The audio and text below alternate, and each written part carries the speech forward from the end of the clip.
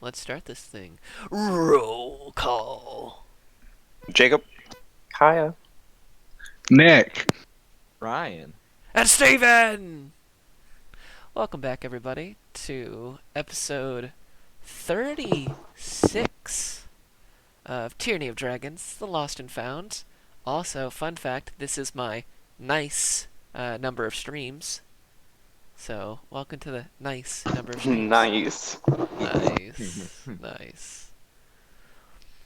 When we last left our favorite adventuring guild of Flan, Geltmore went back to the waiting, where a combination of being changed into a body that was not Geltmore's, but is now most definitely Geltmore's, and being afflicted by a very, the nice word would be to say cheeky, spirits, a former, in life a worshipper of Bane, and in death Gelt's least favorite companion. Geltz, for a moment, was about to face the full fury of the Church of Tyr before Zern Zerkstill, a brother in arms in many sense, but also a member of the Order of the Gauntlets, quite willingly stepped in for Geltz and fully believed Gelt's tale of having changed bodies and not falling to Bane's dark influence. Stepped in and saved Gelt from what otherwise would have been a most tragic end of being murdered by the very people that you have grown and come to serve with. Instead, Gelt offered up his now necrotically enhanced left hand in the very same ritual that granted him his oath and devotion to Tyr. Oath of redemption, but devotion is the right word. Said hand was put into kind of think of like a Beauty and the Beast, rose-style glass case, except it's Gelt's black hand in there, where Gelt lost the better part of an entire month to an unconsciousness, where he got to see the true form of the ghost that they had defeated in the Dark Pyramid, where they exchanged a couple barbs, much like Ichigo's own hollow form. But Gelt has yet to waver and still maintains his devotion to Tyr. The church waiting for a great moment for Gelt to redeem himself. Should Gelt leave or not return, or thus be proven to have fallen to the dark side, Zern will take his place on the executioner's block, and justice will be served. But life continues on in Flan, and the party was met by a familiar face, one of the many individuals they had saved from the Twilight Marsh, and Rinthax, the wormling of Velvet, a black dragon of Roke, one of the dwarves that had been saved, offered up an interesting job to the Lost and Found. Roke has become quite a known member of the Merchants Guild of Flan, and apparently on the Flan path there have been a number of not only just dragon sightings, but dragon thievery, or in some cases dragon destruction, and had stolen a magical and locked box, one that has been described as wooden with platinum engravings, and on top of it a gold symbol of the Merchant Guild, which is a gold coin with an axe, a hammer, and I believe an anvil etched on top of it. Apparently, whatever the contents of this box is quite valuable to the Merchants Guild, as Rolk offered the party 700 gold pieces, the largest sum of money they've gotten from a job to be paid to do said job, not including whatever spoils. After a nice little dinner at the Velvet Doublet, the party looked at each other, and after a hard deliberation of a couple seconds, all decided, yeah, 700 gold pieces sounds great to go do this thing. So the newest job and newest adventure for the Lost and Found is at hand. The party went, got their fares together, suited up, loaded up, and headed out back onto the Flan path, this time making much better time considering that they now have war horses, including a wagon to carry Rain at his much larger size, his large size. You made your way down the Flan path, and there Siren was able to spot a disheveled, dirty looking figure that appeared almost irrationally so across kind of the path at different points, keeping eyes on the party but never engaging or menacing, whilst Siren was able to point it out every time even Greenhawks was unable to locate the figure in kind of the expanse of the quivering forest that borders along the Flan path. After the better part of a day's travel, the group found themselves on the bank of, and I remembered it, the Trank River, and the bridge that goes from one side to the other, which also nestles the now well-known Crossing Inn, headed by none other than Romson Cal and his employees, including Gerda Greenleaf.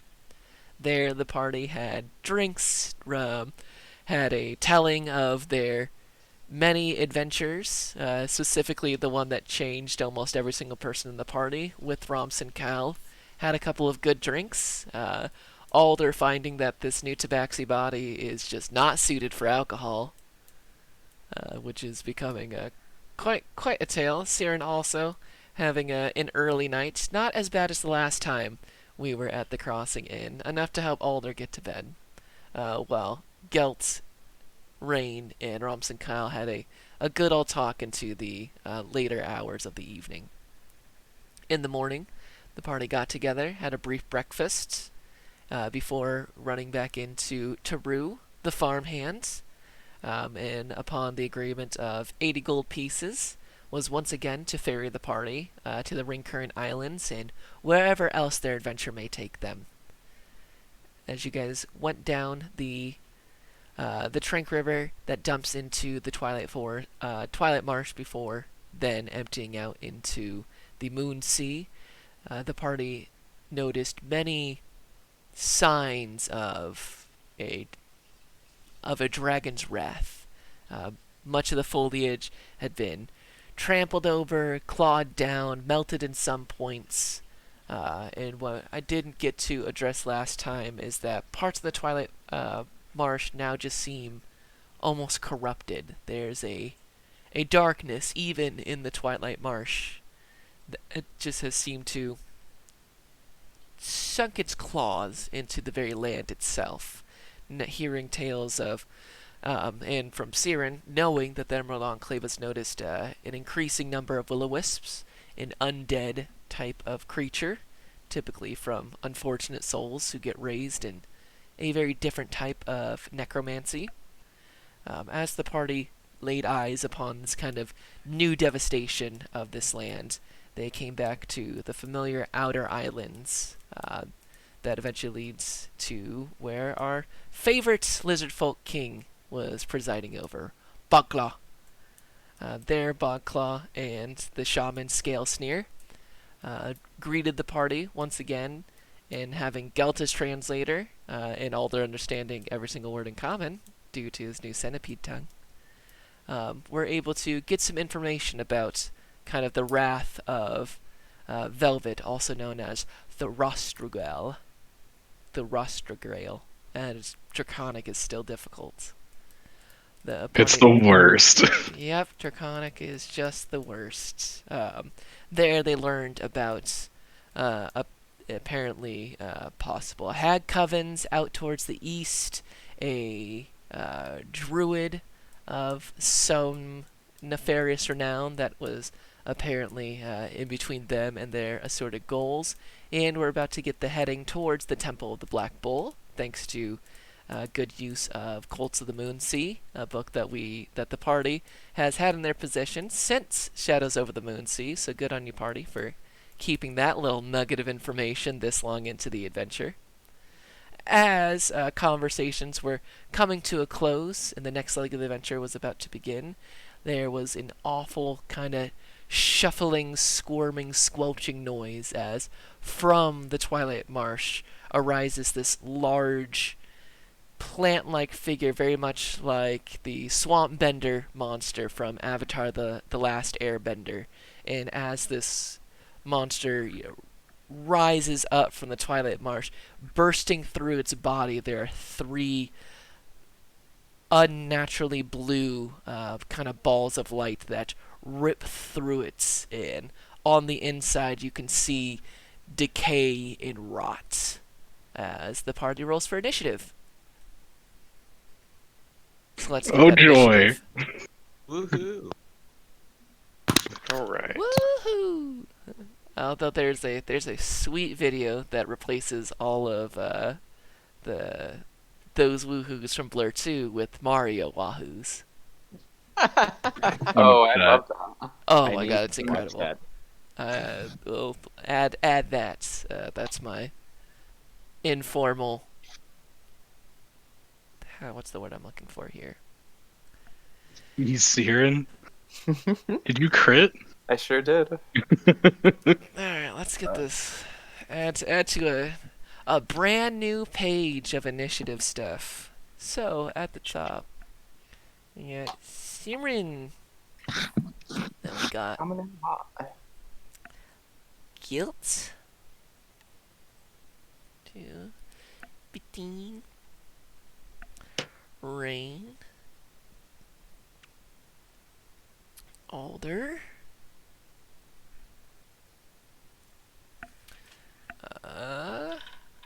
Hey there. That's why I pulled that bad boy up. I knew it. That's what I was looking for. I need Bog Claw's stats. Yeah. That's why I had that page open. I'm like, why do I have Drums in the Marsh open? We don't need that. Yes, we do. Come here, you sweet Lizard King. And Lizard Shaman. Well, you are just par for the course there, Bogclaw. That's a 5. In scale Yep. here. In true Bogclaw fashion. Yep, Bogclaw 5. So I'll put Bogclaw 5 in a scale sneer. A respectable 12. I mean, that's better than half the party.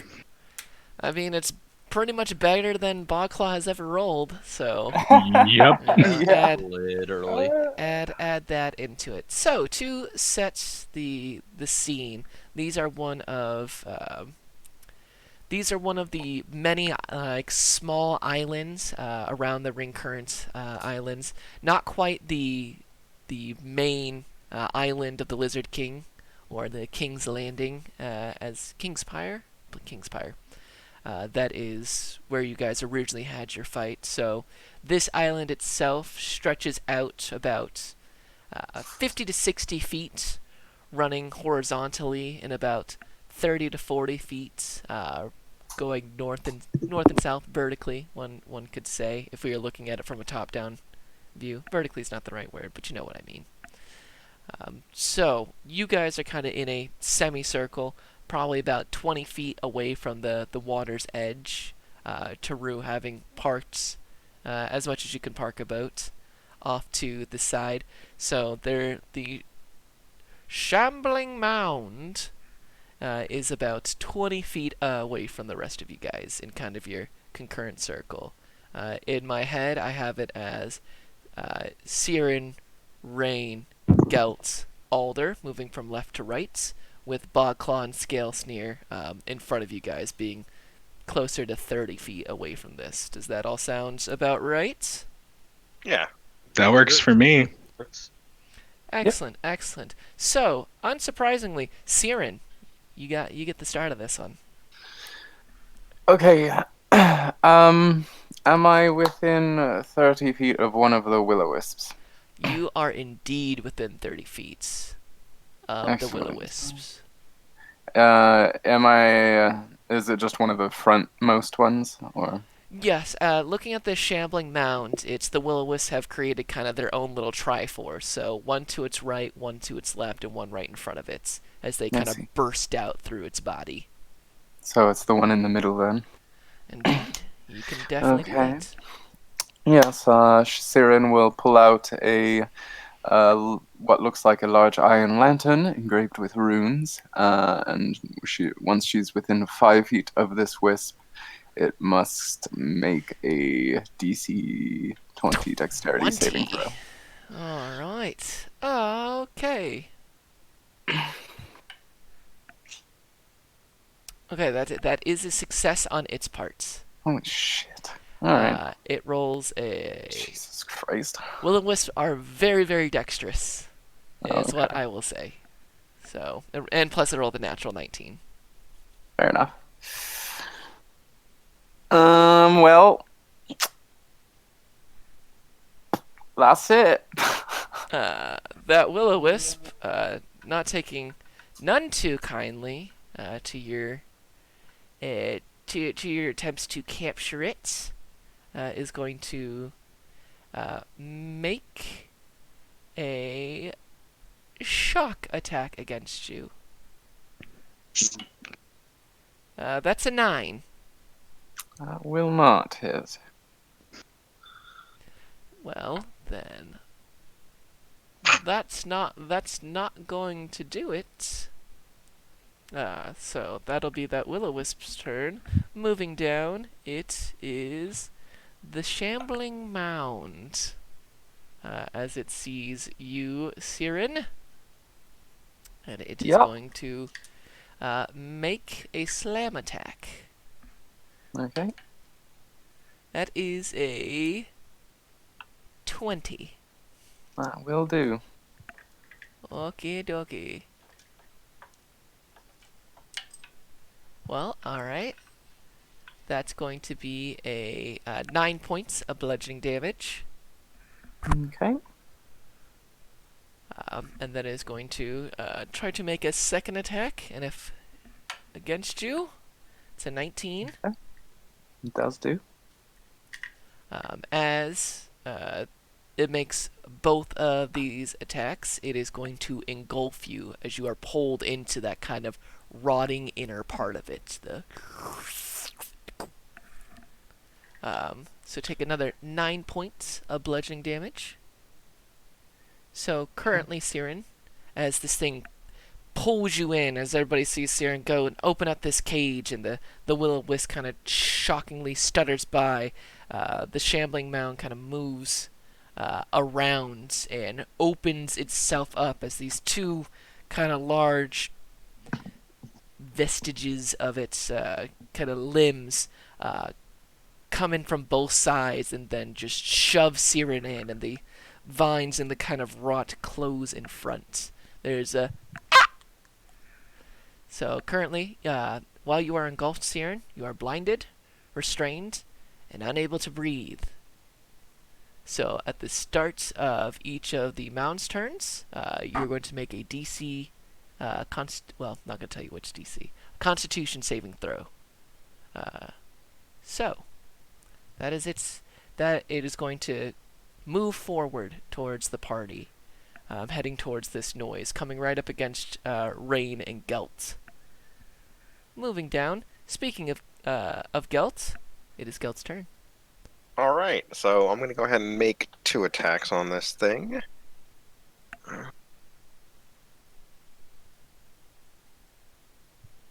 Wait. Oh, yes, I am. First one's a 21. A 21, yep. Second one will be 13. 13's not going to do. Okay. So for the first one, it's 3d4.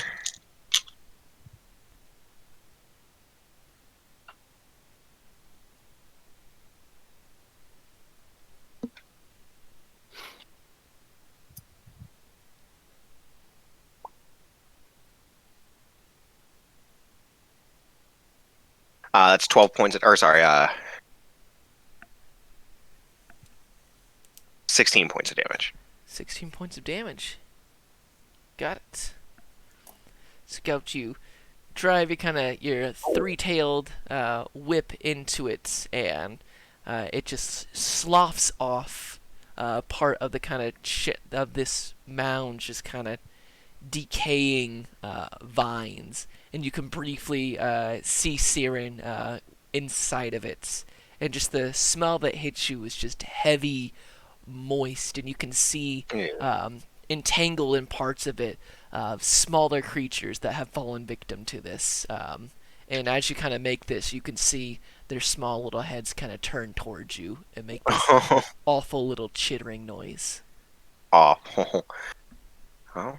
Now a weed whacker. So, uh, well, it's made out of plants mainly, right? Or is it just like It is okay, mostly plants, okay, with unfortunate creatures woven into it. okay, cool. Not Yucky, cool, right? but cool. Yep. I guess that'll pretty much end my turn then. Got it. Moving down, it's going to be one of the will-o-wisps is going to shoot out, and shambling mounds in front of that. It's going to veer off and go after you, Rain. Quit it. Um, Actually, no, definitely. Come get me. So it's going to also make a shock attack. Mhm. That's a 10. No. As the lightning just dances across my metallic scales. Ting, ting, ting, ting, ting, ting, ting, ting, ting. Kind of feels more like it's more like almost like a nice little tingle, and it really wakes you up, gets rid of any kind of morning fog you still have. Oh no, that went away as soon as Siren got engulfed. So that is its turn. Then it is the other wisp turn, as it's gonna shoot out and go ahead towards you, Alder, and make a shock attack. Okay. That's a 13. 13. I will shield that. As the kind of lightning shoots out, you it's less of a shield, almost more of a redirection of the lightning. Apparently, it's going to be an avatar type of session as you redirect the flow of said lightning. So that is its turn. It is going to stay right there.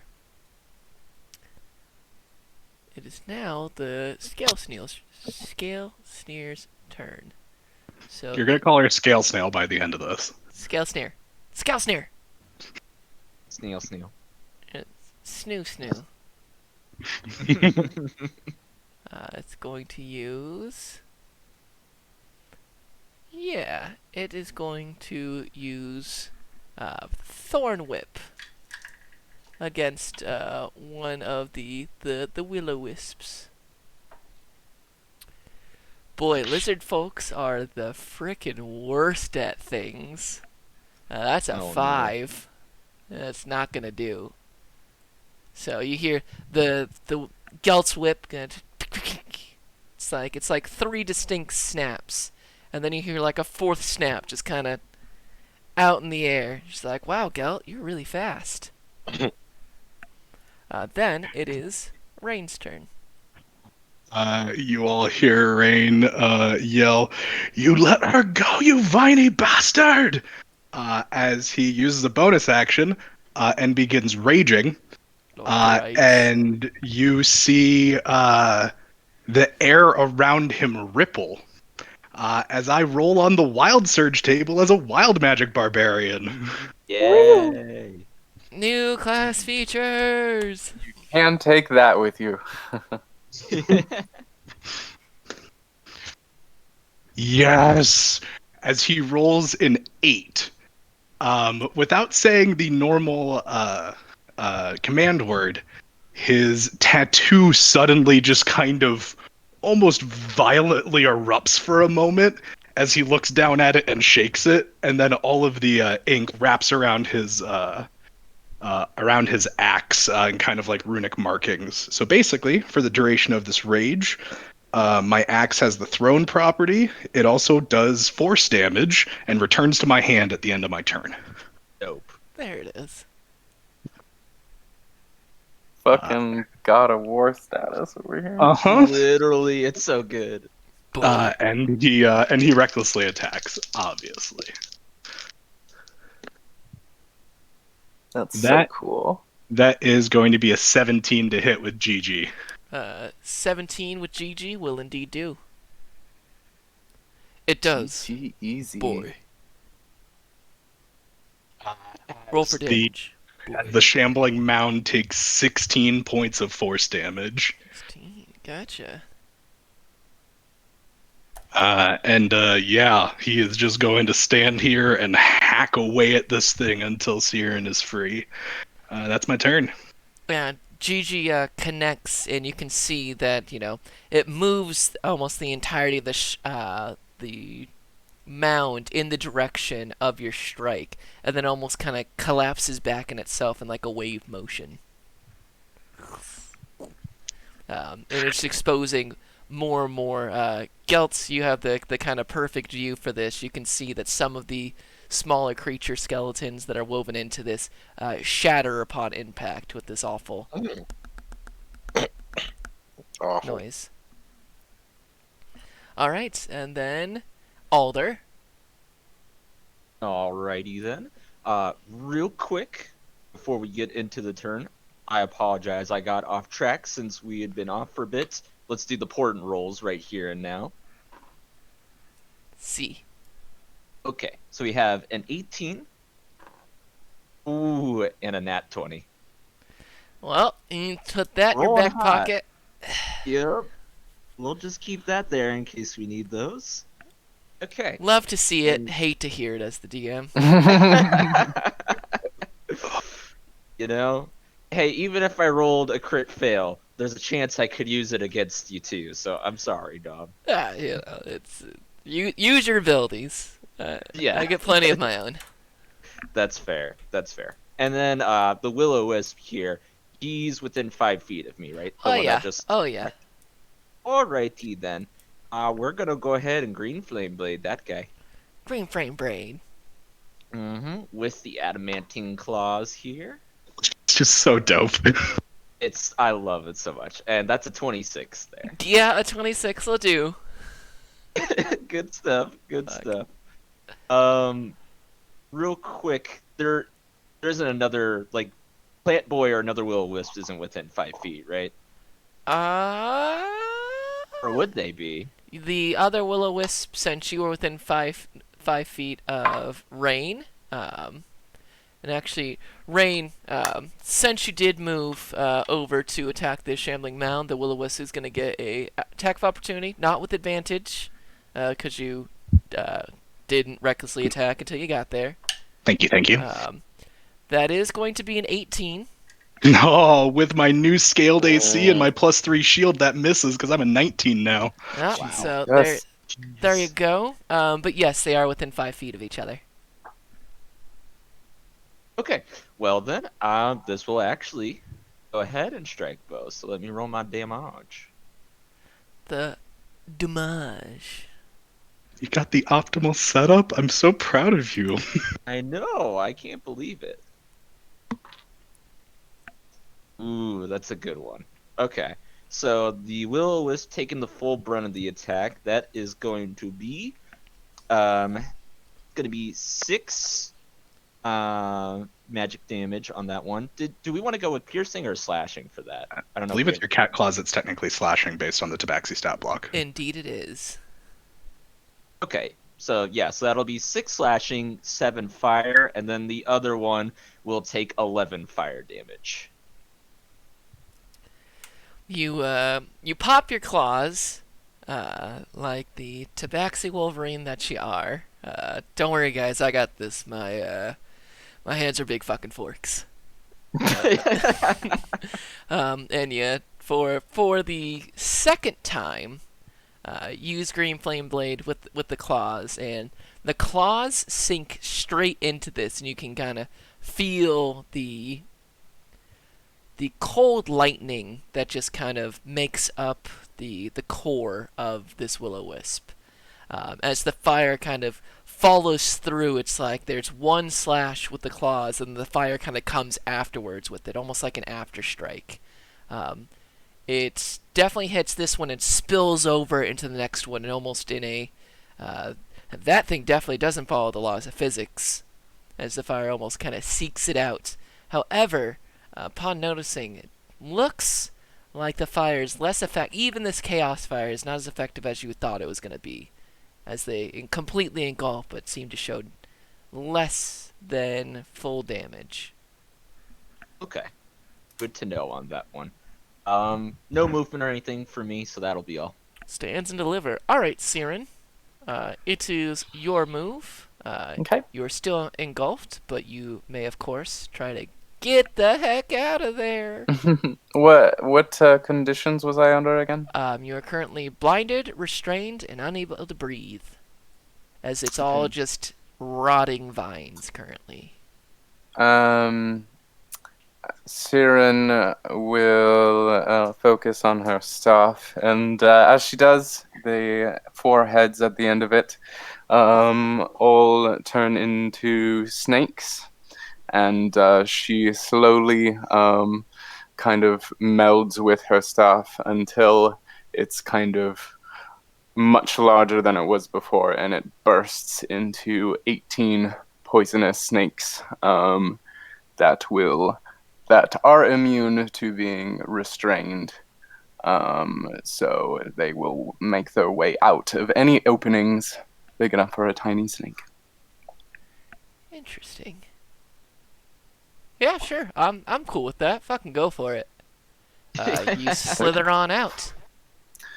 A swarm of poisonous snakes is now available to me as a level 2 circle of the moon, or level 6 circle of the moon druid. So yeah, the swarm of snakes makes its way out, and then I will use my action to bite the shambling mound. Indubitably. Probably that definitely misses. That's 11. 11. You bite, but there's a whole lot of vines and a whole lot of dead carcasses inside this thing. Okay, she'll stay put nearby then. Got it. Swarm. Never see that. Hardly ever see that. Mhm. Interessante. I like it. Thank you. Ja. Wave never turns into swarms of nothing. Yeah, it's a fun way to separate herself from him. And, It's a fun wave to separate. Wait. Yes, sure. +1 for the DM. Oh my god. Inside joke. Can Alright. I contend that? Rain doesn't know you can do that, so he's still pissed and thinks you're inside. That's That fair. is true. And now there's snakes, but they're biting the mound. They're just angry and they've escaped. They're just angry snakes. Wow, there's a bunch of pissed off snakes inside this thing. Wow, you hit it. It's like an awful viney pinata, except the candy is snakes. These snakes God. probably look a bit weird. They're probably like dark brown with like green stripes and green eyes. They look like the snakes from part 5 of JoJo's Bizarre Adventure. Oh, dead. Alright, cool. Glad that hits right. Not really, they don't look anything like it at all, but I like the idea of it anyways. So, with Siren escaping, that's going to be the first will-o-wisp that is no longer visible. Then it is the I hate it. shambling mound. As well, it sees a rain. It wants a rain. It's going to try to get a rain. So it will roll with advantage. You are a very, very lucky dwarf. That's going to be a 17. Miss. It's going to go for a second one. Mhm. You're less lucky, but a 19 this time. That meets. There it is! All right. So I think that's the incorrect die. It's good to see you though. How you doing, D12? But you're not for here. That is going to be halved for 7 points bludgeoning damage. Ooh, it doesn't fuck around. Yeah, Siren caught my low rolls on that one. Rain, not so lucky. Well, I I mean, mean- lucky enough to to get a bit. We'll get there. Anyways, so Exactly. that is the mound's turn. Moving down the line, it is then Gout's turn. All right, so I'm gonna go ahead and make another 2 attacks on this thing. Yeah. Hit the mound. Yeah. And remember, you're a First champion, one. so if you roll a 19, it's a crit. Oh, but it has to be a rolled 19. That's right. Rolled okay. 19, yes, much Yeah. like a crit for Yes. a regular is a Yes. rolled 20. A Yeah. natural 19. So Correct. this is an unnat 20 for the first one. And a nat 20 will do. Oh, also I want it to be green. No, I don't, because Siren's still in there, huh? No, I she's got not, eyes. but, No, You can make Got a out. green flame blade, but you only get one but attack. you only make one. Exactly. Oh, I see. Okay. Yeah, Yep. it's the choice. You can either roll twice or make green flame blade, but it can only be once. I will typically you got to call it out beforehand, but I would let you make that choice. I didn't know that it would make only 1 attack, so I'll just stick with the 2 attacks then, and then I'll Okey-dokey. keep that in mind though. Yep, So the second absolutely. attack rolls for no, but that's gonna be 11. An 11? No, 11 will not do. Makes sense. Makes sense. At least you got the one hit, though. True, right? Yay.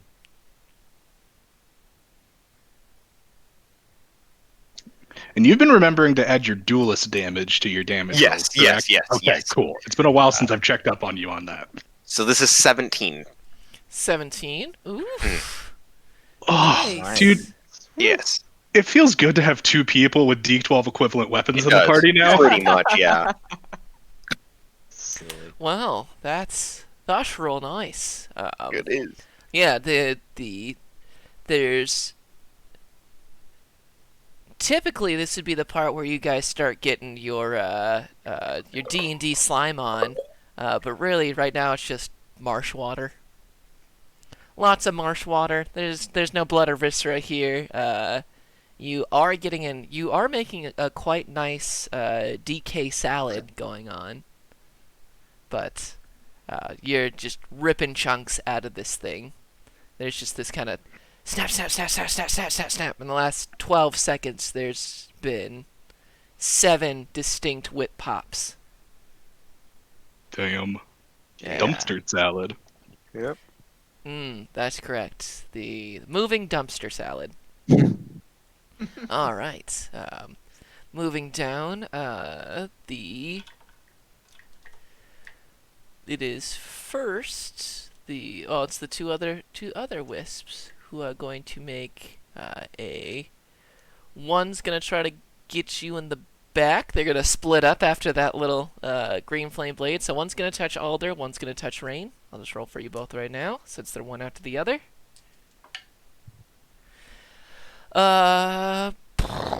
No, that's a 10 for Alder and a 16 for Rain. Roll advantage against me. Ooh, I did not roll for advantage against. That's worse. No. Cool. So as it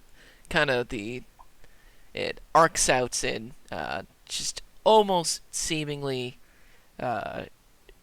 chaotic directions, as they kind of like awful undead. What's the Navi? Pretty sure Navi. Yeah. Yep. Hey, listen.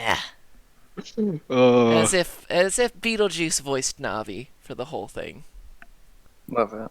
I can't remember its name, but there's an evil dark-colored one in Majora's Mask. That one. So, then moving on through, that's Scale Sneer. Seeing this swarm of snakes, Please, no. Scale Sneer is going to use conjure animals and summon Okay. their own thing of snakes. Proud of her. Them. So there is Out of so there listeners. is currently for a full scale. There's upwards of like nearly 40 snakes surrounding this thing. Jeez. Too many snakes. Too many snakes. As you just see slithering through the shambling mound, around the shambling mound. There are just snakes everywhere. It's even in a raid, you are starting to become worried about the amount of snakes that have just appeared. Yup. He definitely is. Which is great, because it is now your turn. But yeah, now it's time to just get even more wild. Yeah, no, he's just gonna continue whacking away at this thing. And yeah, seeing as the snakes haven't fallen in upon the party, he's going to assume he can hold off on trying to snake kill for a second, but this shambling mound's terrifying. Yep. Reckless attack. That's gonna be a 19 to hit with GG. A 19 will hit. Nice. And that's going to be another 16 force damage. 16 force damage. Nice. And then this one doesn't let me do anything with my bonus action. I'm taking enough damage to warrant that, and I don't think I'm activating any of my other abilities, so that's my turn. Absolutely. Then is Alder. Alrighty. For the will-o-wisp that I slashed last time that made an attack on me here, I'm gonna use a second spell here, and we're gonna use Mind Spike on him. So I need him to make a Wisdom check for me. A will-o-wisp wisdom save. They not as good as other saves, but not the worst either. A 13. That do not save. Do not save. Okay. Alrighty. Yes. So that is the will-o-wisp is going to take 9 psychic damage, and as long as it is on the same plane of existence with me, I am aware of where it is, and invisibility will not work against me. Fascinating. Interesting. I promised you that's in Mind Spike. It's in Xanthar. You did. I just I knew it did that, but boy, that is a useful feature, especially in this fight. When you said that one of them just kind of poofed out, I was like, not against me, Chief. I'm about to do this. Not against me, Chief. So, Bogclaw, do you got it? Do you got it? Can you finally redeem yourself?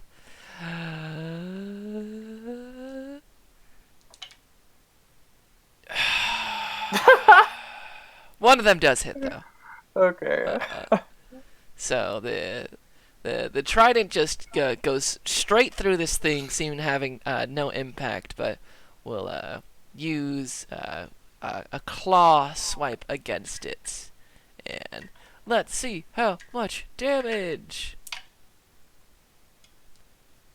Hey, all right, a solid 6. There you go, Bogclaw. Way to put some points He's on the board, buddy. Yeah. But as Bogclaw moves forward, one of the will-o-wisps is going to appear. Yep, there's the will-o-wisp final fucking crit. So, whoo! As What is this Bogclaw called? takes Ooh. 8, 16, 24 points of lightning damage to the spine. Jesus. Yeah, Whoops. you can see as it just dances through Bogclaw's scales that for a moment all the muscles just tense up, and you can see them all just flex and strain in awful. It's like watching a whole body Charlie horse. Damn, Bogclaw, you get fucked up Yeah, every time. every time. Okay, back to the top. She ran. Saran. Saran wrap. Okay. I think Siren will return to caster form. Yeah. She will, and then she will move within 5 feet of the will-o-wisp that is attacking Bogclaw. You will take an attack of opportunity. However, you can wait to Yeah, undo. can I wait? Thank yes. you. So take the attack of opportunity, which will do. Okay. So I believe you. So you are now back into it because even with this, it's not enough to knock you out of caster form, which is what you're gonna do anyways. So Right. that'll eat Crushes some snakes. Oh, but- absolutely! Just and add some of their mangled forms into itself, like awful squish snake spaghetti. And directly after that, all the other snakes that I made anyway, all coalesce into Siren, and she makes another attempt at this will-o-wisp by Bobclaw. Well, this is only an 18, so you open it and Luigi's Mansion style, it sucks in this will-o-wisp and the cage closes afterwards. Now, does that use my action? That does indeed use your action. How is this thing tuned? I would have gone over it myself at least. Yes. So if you want to scroll slightly up in our Discord chat, I did post it, so we'll go over it. So it's the DC 20 deck save to get it. So you got it in there, and then you can use your action on following turns to tune it, so that it doesn't emit lightning for 1 round, and it has disadvantage on the dexterity saving throw to try to break free. Right. And is it just instantly spewing lightning, or do I have a round before At the beginning of it starts? each round. So, since you Okay. start the round, the beginning of the round is over. So, at the start of the next round, it'll Okay. lash out. So, How much movement did I use to get to this will-o-wisp? so the thing ran up 20. You were in and around it, so you'd go 5, and then Bogclaw. I mean, really, only like 10 feet. Okay. I'll get 20 feet away at least. Gotcha. Probably in the direction that this trembling mount came from. All right. Yeah. Start moving away with your it almost looks like a large iron lantern that Siren is carrying, engraved with runes, and right now it is currently lit up. Kind of think like Tinkerbell from Peter Pan in the lantern, but awful and undead. Yeah, I was about to say. All right, that's one captured will-o-wisp. This does not, Siren, you would know that there's not a limit on the amount of will-o-wisps that can be in here. Okay. Good to know. That is something Siren would know.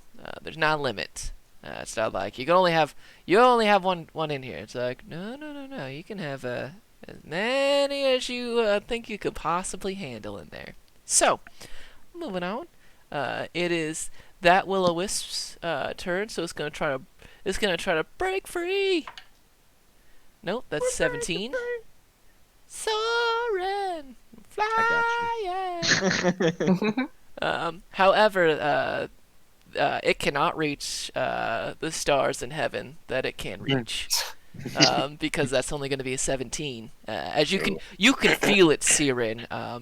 almost buzzing with both electrical and fly-like energy. It's like a bunch of undead lightning flies, or bees. It's like holding a thing of bees inside there, but it is not able to bust out of there. It's trying to bust, but it just can't quite. It just can't quite cross the Oh my finish. god. Yeah, you know. Was Oh my God. was everybody's response just an exasperated exhale? Yeah. 'Cause that was mine. Ooh, man, if I get everybody on that one, I get a +1 from each of you. The DM's got 5 points on the board, baby! Then it's the Got Shambling Mound, who is... Boy, it doesn't know what to do right now. There's a whole lot going on from this Shambling Mound.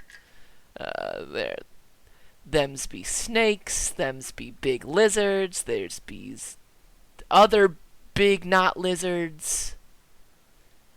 Boy, yeah, this is wild. We're gonna... Dice, tell me, who does the Shambling Mound with its not good intelligence hit? Oh, okay, you got it. The worst choice. It's gonna try to smoosh some lizards. And by lizards, Lizards I or mean snakes? snakes. Yeah. Which, I mean, aesthetically, you can make them lizards and it's no different. Yeah, you know. But snakes feels real good. There's a running theme with snakes right now. Yeah. True. Very true. It Also, it I feel does- like a lizard folk sacrificing lizards would be bad.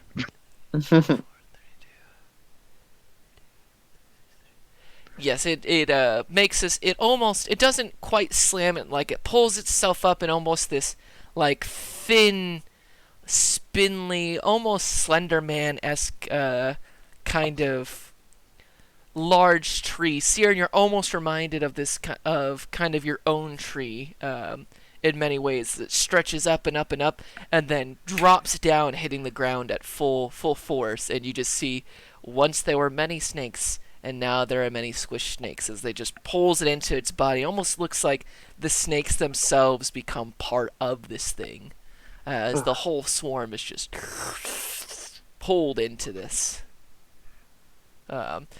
I'm grossing myself out with that Yeah. description. Yeah, I feel That probably sent a shiver up Siren's spine, considering she was some of those snakes at one point. Yeah, very much so. So that's the Shambling Mound's turn. Getting that just right out of the way. Geltarino. I'm gonna go ahead and keep on attacking the Shambling Mound, so it's got 2 more going to it. First one, 13, which you said didn't do earlier. 13 won't do. Second one will be an 18. 18 will do.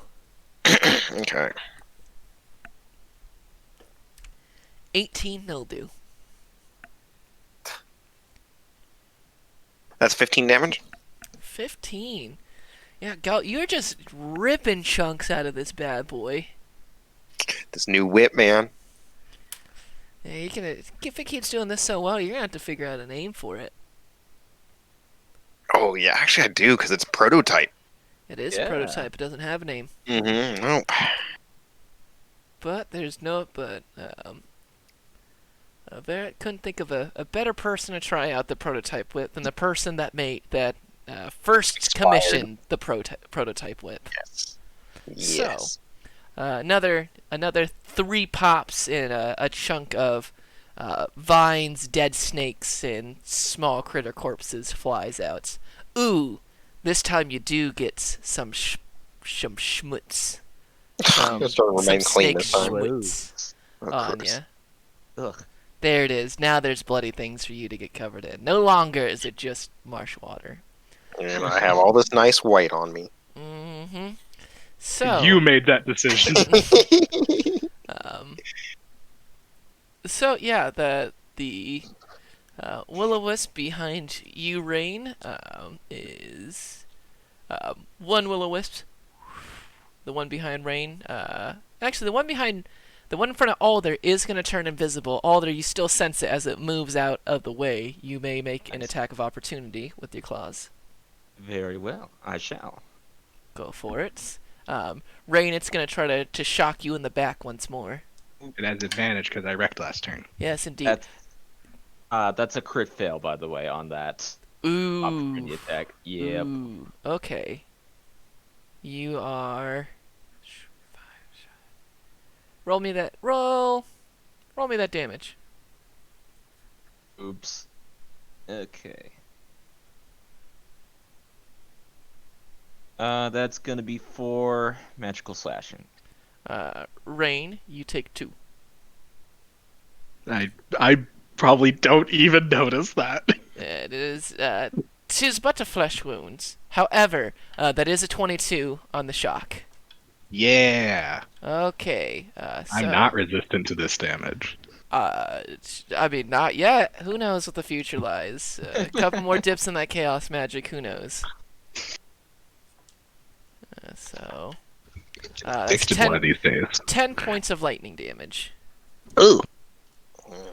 So you feel a slight like prick, and you're just like, that's not so bad, and then, and that one is so bad. Get you right in the base of your spine. It's almost, it's like Uncle Iroh, or like Zuko explains it. It feels just like speed and velocity, and your muscles just, they're already in a rage and tensed up, and you can feel in some parts that as it tenses up, it's almost at the verge of ripping away from your very bones on the inside. Just Angry. yeah, you're already so strong. They're already so tensed up that adding lightning to it is just, you can feel it pressing on your bones. They're having a hard time resisting. Terrifying. Yeah, that's a medical anomaly. So those are theirs. Alder, you can the wisp kind of begins moving back around to the other side of the shambling mound. Okay. As you Good to can know. you can sense it. You can almost follow it with your. It's less of seeing it, but if you could feasibly follow it with your eyes, since you can sense where it is. So You can it tell is. it went on to the other side. Of Yeah, the of the mound. shambling mound. It seems Okay. to be going for the. It's going for a gank. Hmm. So those are its turns. Scale Sneer did not like any of what just went down. So Scale Sneer is going to produce a flame in their hands. And that's going to be their turn.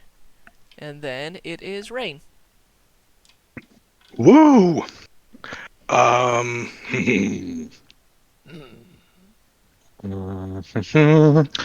well, that actually is easier.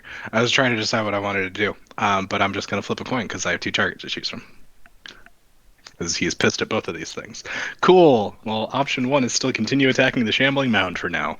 So, yep, he recognizes he's being shocked in the back, but he's going to continue hacking away at this thing.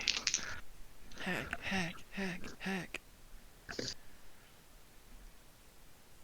Yeah, that's going to be a non-natural 20 to hit. That will indeed.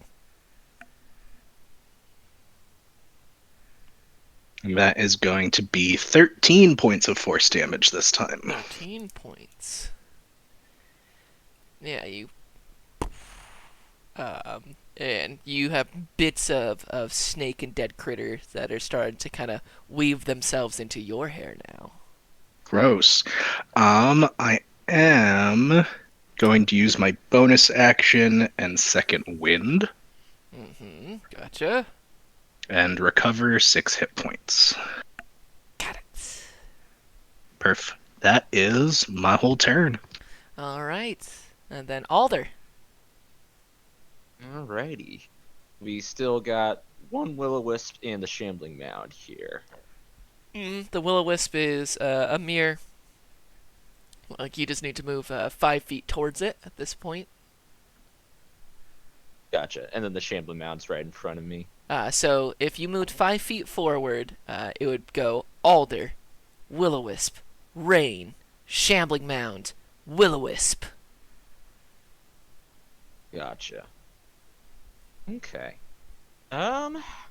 Well, since we can sense still where the shambling is, and I know he's going for the gank here. You mean the Will-O-Wisp? Will-O-Wisp, yeah, that's what I meant. Um, I'm gonna go honestly for that. I'm gonna go for another Mind Spike on that Will-O-Wisp while I can still sense him and see him. So make me another Wisdom save, please. Yeah. That's a 5. We do not pass. Oh, gonna take. Let's see here. That is 14 psychic damage. How do you want to do this? Yes. Um, the way that I almost kind of feel like this works a little bit is it's kind of like Alder has almost learned a little bit from when he got Judge Dreaded by Sand Krulik.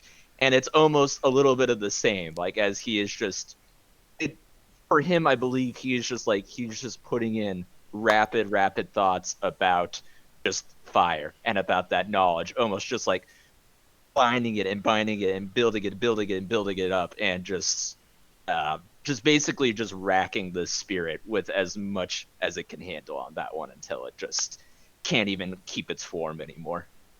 And only at this moment in time, only Siren would be able to see this as the Will-O-Wisp suddenly becomes visible once again, and it almost looks like itself turns into this kind of light blue thing of flame, and before it expands into the form of a lizard folk warrior before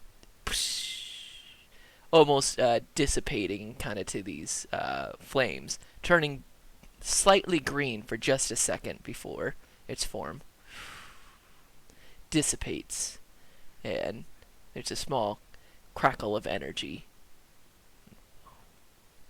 That Will-O-Wisp is no more. Good job, Alder. Yay, good stuff. Alright, then it is Buckler.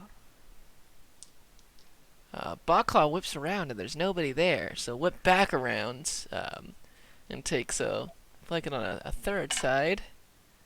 There you go, Buckler! Yeah! So that's an unnatural 20 and a natural 20. Whoa. That's what I'm talking about. Good job, So, you big bastard, who So- I am just as big as now. yeah, so just starts stabbing away at this thing with the trident. Gonna use use both hands on this one. So that's Yeah. it's a 15 and an 11 for 26 points of piercing damage. And it's just ripping away through this. Whatever new kind of snake corpses it had, the vast majority of them are now impaled on Claw's trident. Alright. V good. So, at the top of the round, there is Oh boy. lightning does shoot out from the device at all creatures within 60 feet of it, which is everybody. So I could roll all the times, but I'm not going to. I'm just going to roll once for this lightning as it arcs out in all directions. That is a 24. Does anybody beat a 24? No. Okay, I didn't think so.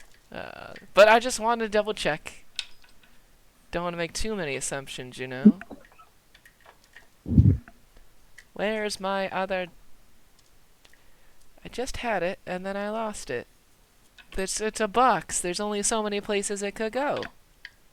Man, all my homies hate Will-O-Wisps. Boy, I'm piloting the Will-O-Wisp, and I'm not in love with it. Oh, there it is. It blended in with the background. Okay, everybody takes 3 points of lightning damage. That could have been a lot worse. Yeah, that could have been way worse. Yeah. As it strikes the shambling mound, it seems Damn it. energized by Damn the it. shambling mound. Need shambling mounds. I just had a flashback to high school where I almost died to one of those that I did not remember until this moment. Holy shit. Womp womp. Bum, bum, bum, bum.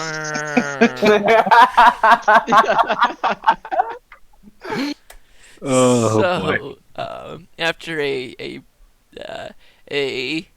not as strong as I would have liked it to have been, chain lightning that jumps from Syrian to Scalesnir to Bogclaw to the Shambling Mound to Rain to Will-O-Wisp to Alder to Gelt, and not in that order. We go back to Siren. I'm gonna tune that motherfucker. Yeah, you it's less of a tune, more of yelling words at it and shaking it real hard. But it gives the intended Stop it! effect. And yeah, that's my action. So, Hmm. just gonna be moral support. Yeah, kill that mound. That's it. All right, so it is going to try to make the dex save, but with disadvantage. That's only a 15. That's another fail. So Two fails. that's a second fail. Then the Shambling Mound is going to make dice. Tell me who. Ranglian it is. So first attack is a 19. That does meet. The second But attack. if you wanna roll advantage to try and crit, feel free. I did roll with advantage. One of them Okay, was a crit cool. fail. Got it. Lucky you. Lucky you. The second one is a 21. Both hit. So, as you see this thing get invigorated, almost attracted to, now that lightning has racked through your body twice, there is a rain, and then there is no longer a rain, as you are engulfed in its body. But you do. All large things. Let me see. It can grapple me, but I don't think it can engulf me. Nope, it cannot engulf you. So you are currently grappled. Nice. Yep, because you are too big. Too big to... As it tries to wrap around me, and Rain just shimmies and shambles a bunch. So that's... so halved, and then... Oh, right. So you're going to take 13 points of bludgeoning damage. Cool. Okie dokie. Artichoke. Then it is Gout's turn. Right, so we're gonna continue the onslaught on this goddamn mound. Yeah. Oh, it fell off the desk. Welcome to being a fighter.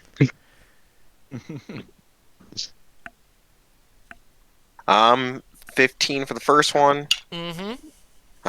and then 10 for the second. Uh-uh. So first one's good. You just had exactly a 50% success rate this fight. Cool. And that's the best part about having multi-attack, brother. Yep, and that's another 15 damage. How do you want to You- do this? Yeah. Yes. Just as the weed whacker I've been. You said it had 3 of those glowing things inside of it, right? Well, they came out. Those Now were the one, little. one is inside Siren's lantern. Right, Another that's one has dissipated from a devastating psychic attack. And the third one is given Rain the worst electroshock therapy he has probably felt in his lifetime. All right, so as I cleave this thing down in 3 clean strikes, you just see plants and skeleton bits fall to the ground. Thing is trying is like wrapping around itself, and like the good special effects that Topher Grace got to receive at playing Venom, like a symbiote trying to attach itself to Rain. It's wrapping its tendrils through, and then suddenly, as Rain, you are now covered in a nice covering of vines, but they are no longer attached to anything. Good. As this thing falls, and now there's just a pile of incredibly rotted, decaying um, small creatures and little bits and pieces of snake and marsh water, and this just kind of almost awful spaghetti pile of formerly malicious plant matter. That's a very good description. I love it, Tom. Thank you. Well done.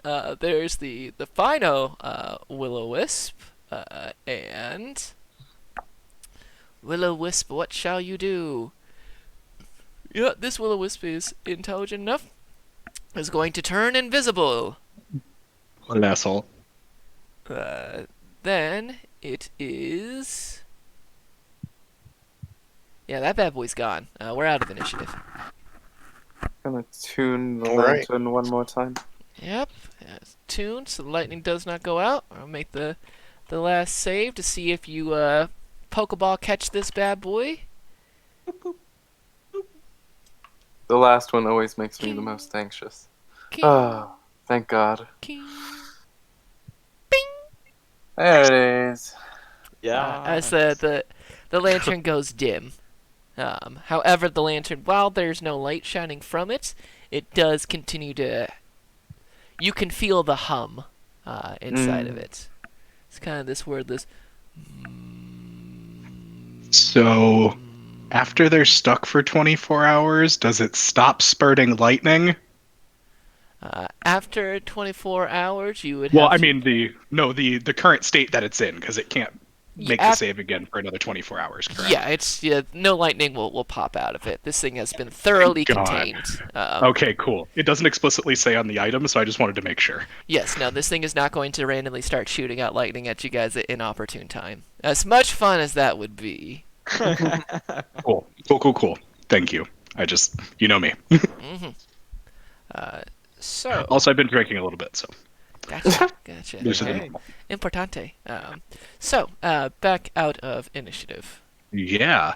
All right. You hear, woohoo! Well done! Yeah! Get them fucking small balls!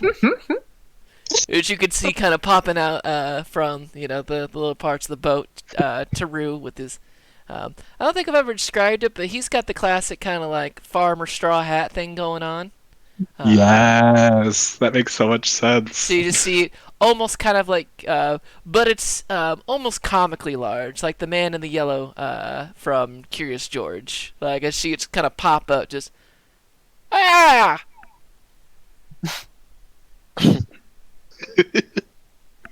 Thanks, Taru. You got it. Rain would like to look at the remains of this shambling mound. Is the liquid left behind nasty enough that I think I could distill it into something?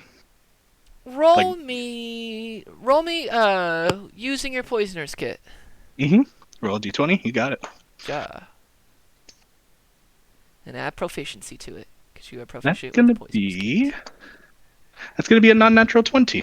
A non-natural 20. While it is indeed gross, and if you were to put it, if you were to drink it or get it in your wounds, you might be at risk for infection. It is not potent enough to make something poisonous. Cool. This is going to be a regular question of mine from this point forward, by the way. If you've got it, flaunt it, as Uma Thurman Thank and the you. producers would say. Thank you.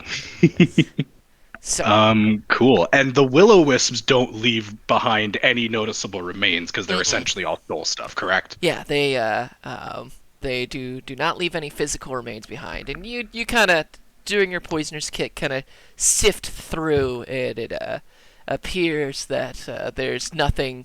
There's like no totem on the inside or anything like that. Just you find lots of like swamp rat corpses, a couple smush-looking snakes, some.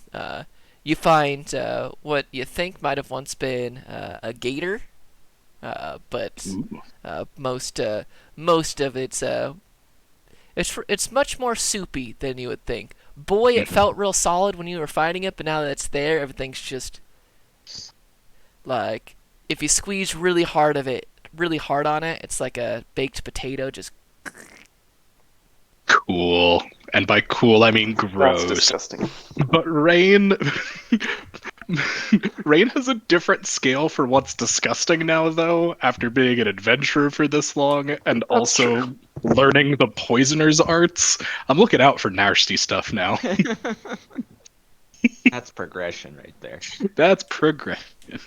Cool. Well, Gelt, Bogclaw comes up to you and says, "Bogclaw like weapon," and kind Me of too, Buck. hits you on the back and just goof goof goof.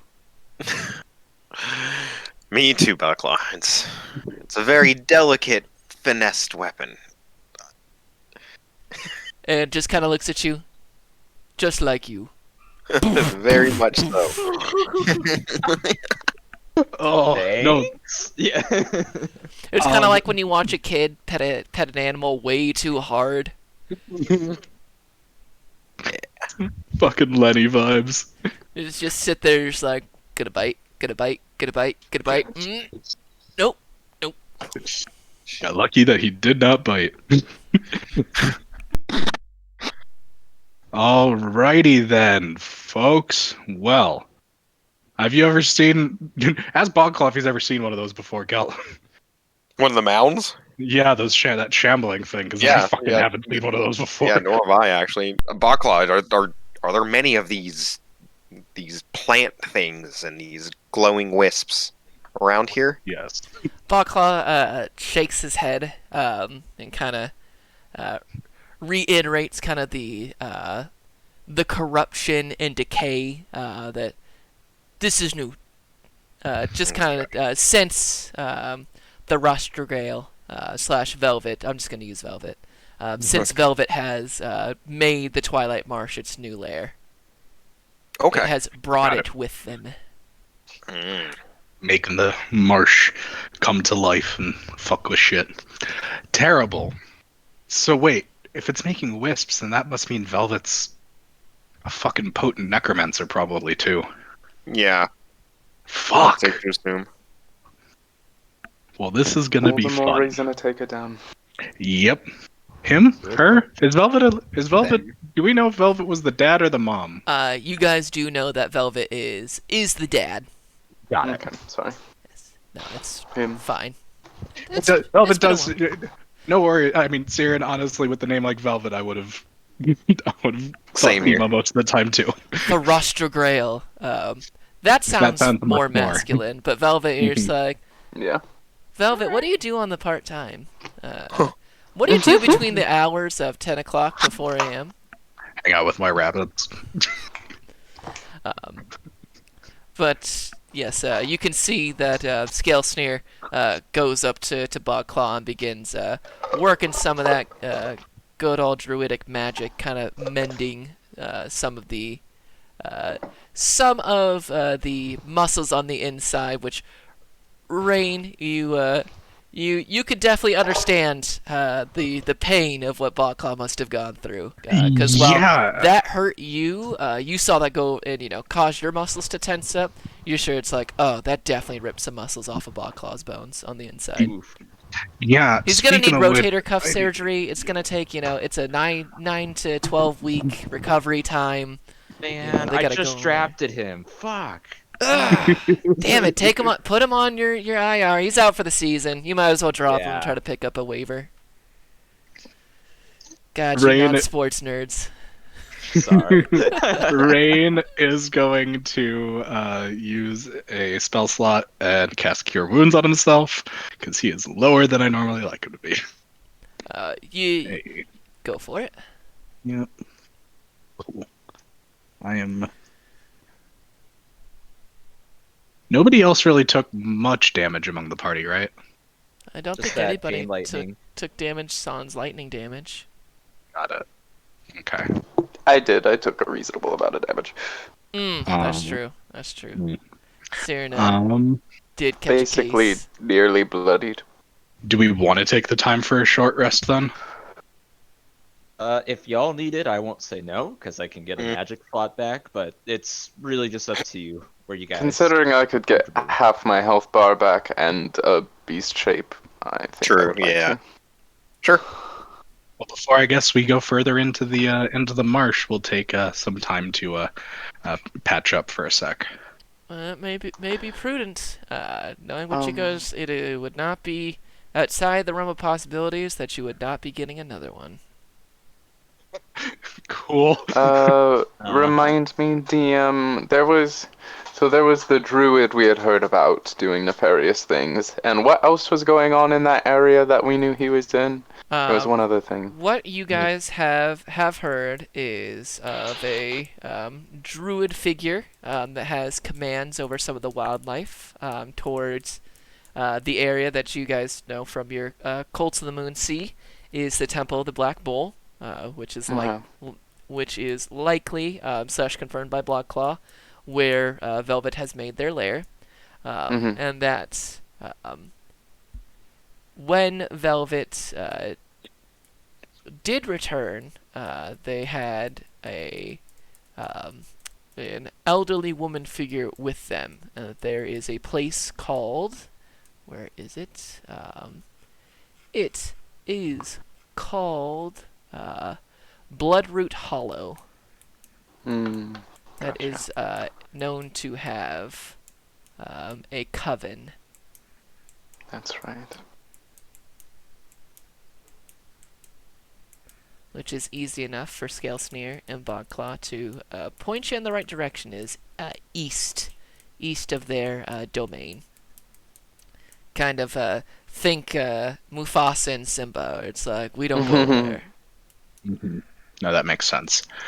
And then, do we go ahead. know, and actually I can even ask too with Bakla, do we know, is the druid located out there in the Blackroot Hollow as well right now?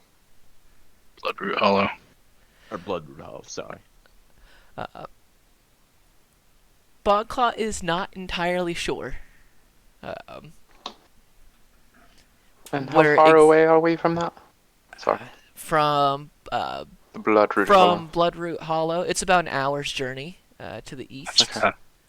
And then the Hall of the Black Bull is about 2 hours to the east. Okay. So Word. For the short rest, Dom, I'm only spending 1 barbarian die because I rolled max on it, and that puts me up to 63 of Okay. 69. So that's one for there. Siren, what are you spending? Apologies. I will be spending probably 4 of them. I haven't rolled them yet. So...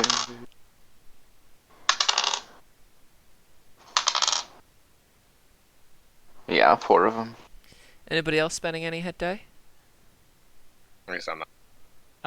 I'll go ahead and use one of the sorcerer ones just to top myself off real quick. Wizard, you're not a sorcerer. Sorry, I am so sorry. And not many I didn't times mean I to can get on it, offend. but wizards are not sorcerers, we'll admit. Alright? One are a bunch of fucking nerds, the other ones are the fucking chads of magic. Or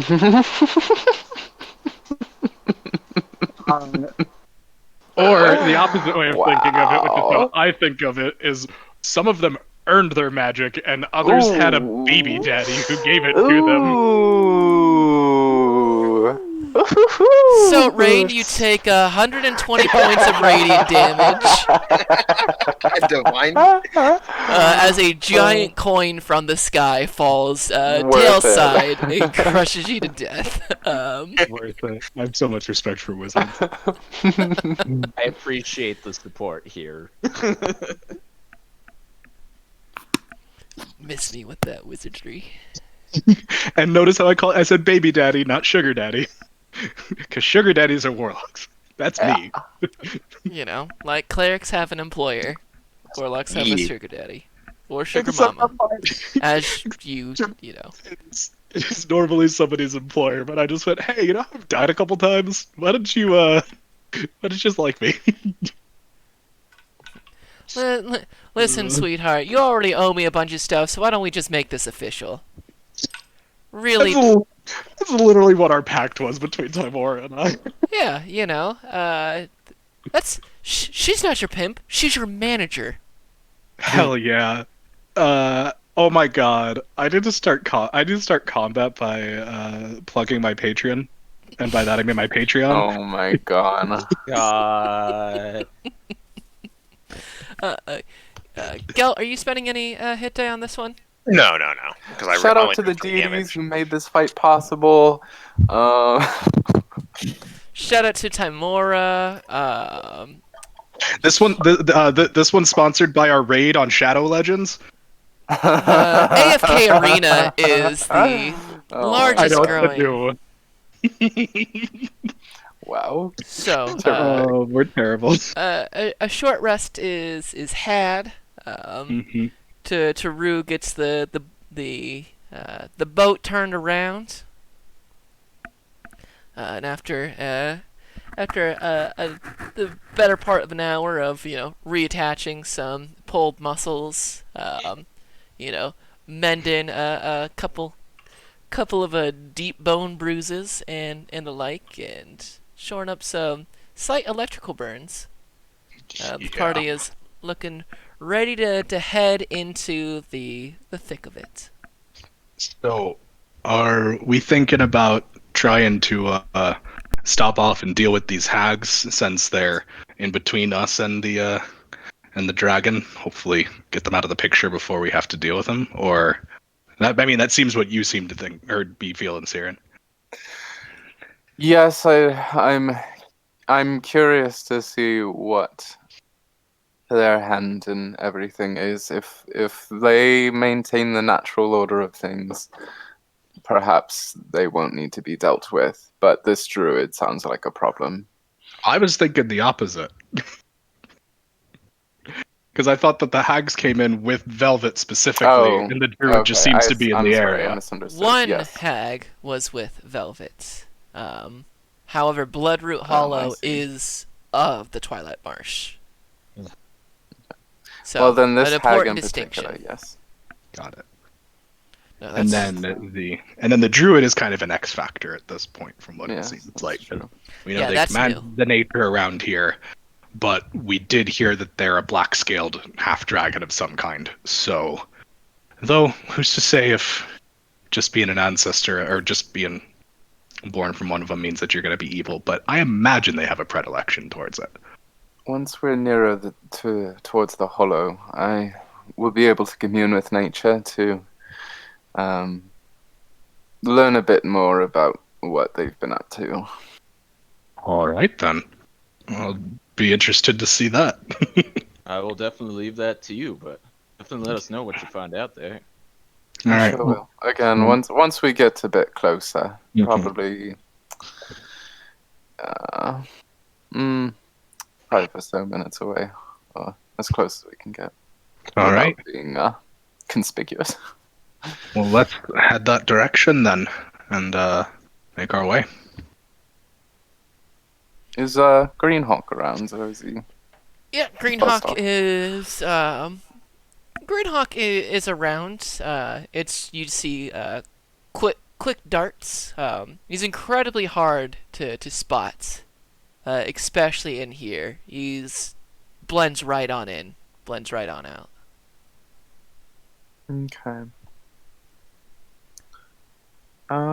In fact, you almost don't know if he's followed you in from the night before until you don't see it. There's suddenly a thud on the top of your head, and a small a moderately sized swamp ramp with no eyes is dropped drops on the head and then falls right into your lap as you're recuperating. That's classic. It's classic Greenhawks. Classic apex predator. Yeah. All right. Right. Well, we'll head towards the hollow, I suppose. Let's vote and see what we can find. You all hop into the boat and begin begin your journey east into a new part of the Twilight Marsh that you haven't seen. About 35 minutes in as you are going through the Ring Current Islands and then King's Pyre, as it were. They are more open than much of the rest of the Twilight Marsh, and you guys can see that you're barely even about to touch noon. But as you guys go, you can hear the sound of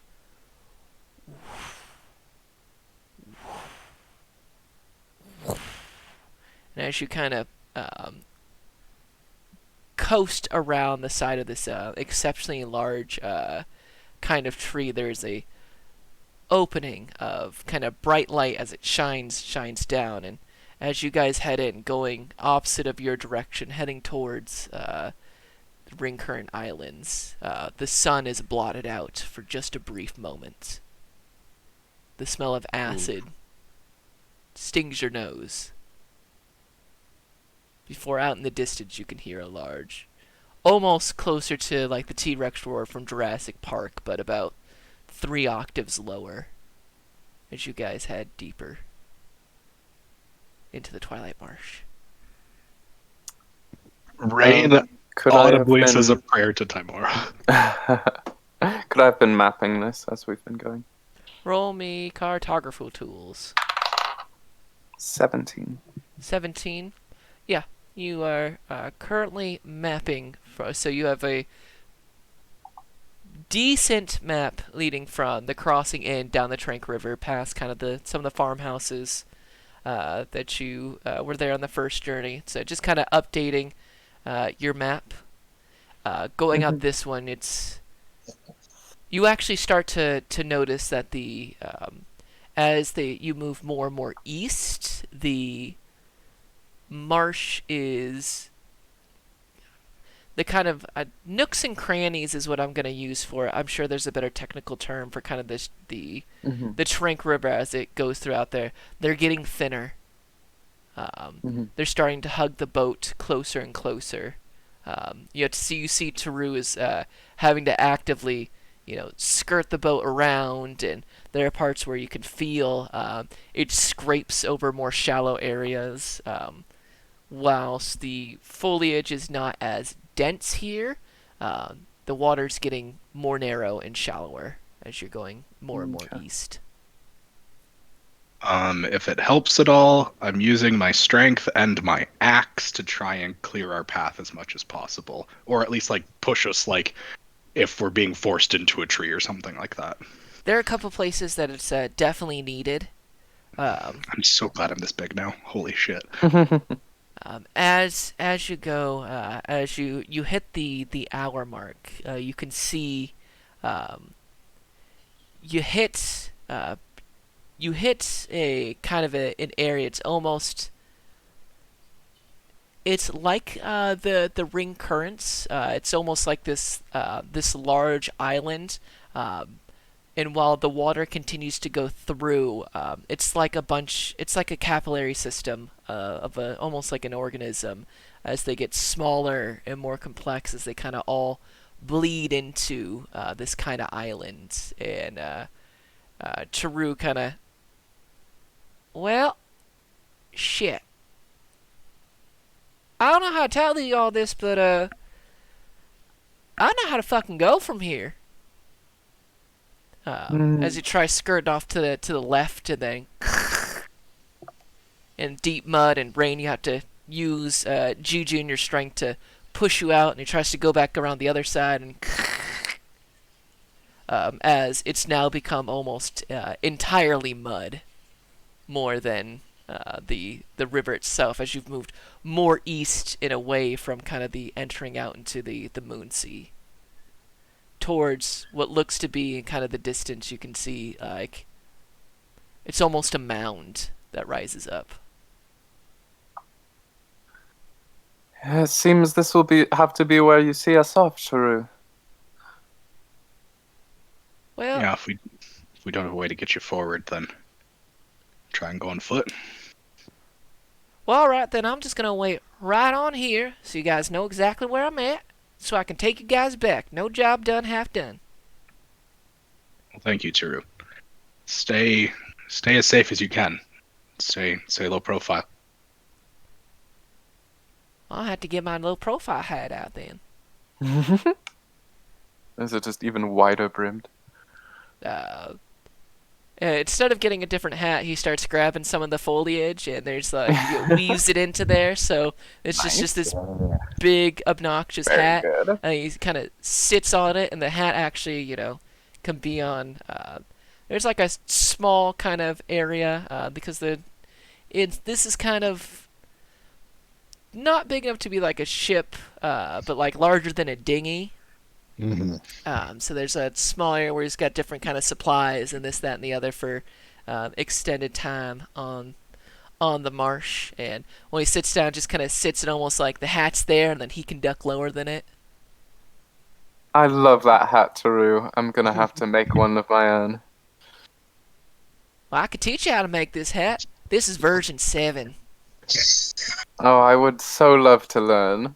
You know how many hats I've lost in this marsh? Too many. I can imagine. I was gonna guess 6. Well, it would have been, but the last one was big old mean ass gator got the last one. I was really just, I guess it was my head or the hat, but I kind of would have preferred to take the head rather than the hat. Oh, Are you sure about that? Kinda. Okay. Well, I'm sure the hats get better each time, though, right? I mean, You don't look like much of a hat person even with your hat, so I was gonna tell you that when you find the hat makes the man. haven't been able to find that same magic ever since then. There's a magic in hats, I swear. Well, I can't wait for you to teach me, but we'll have to be off. Well, all right, come back. Should I expect you to look like this when you return? Who knows? Should we have like a secret word in case, what if other people come back and they say they're you? Maybe like, I don't know.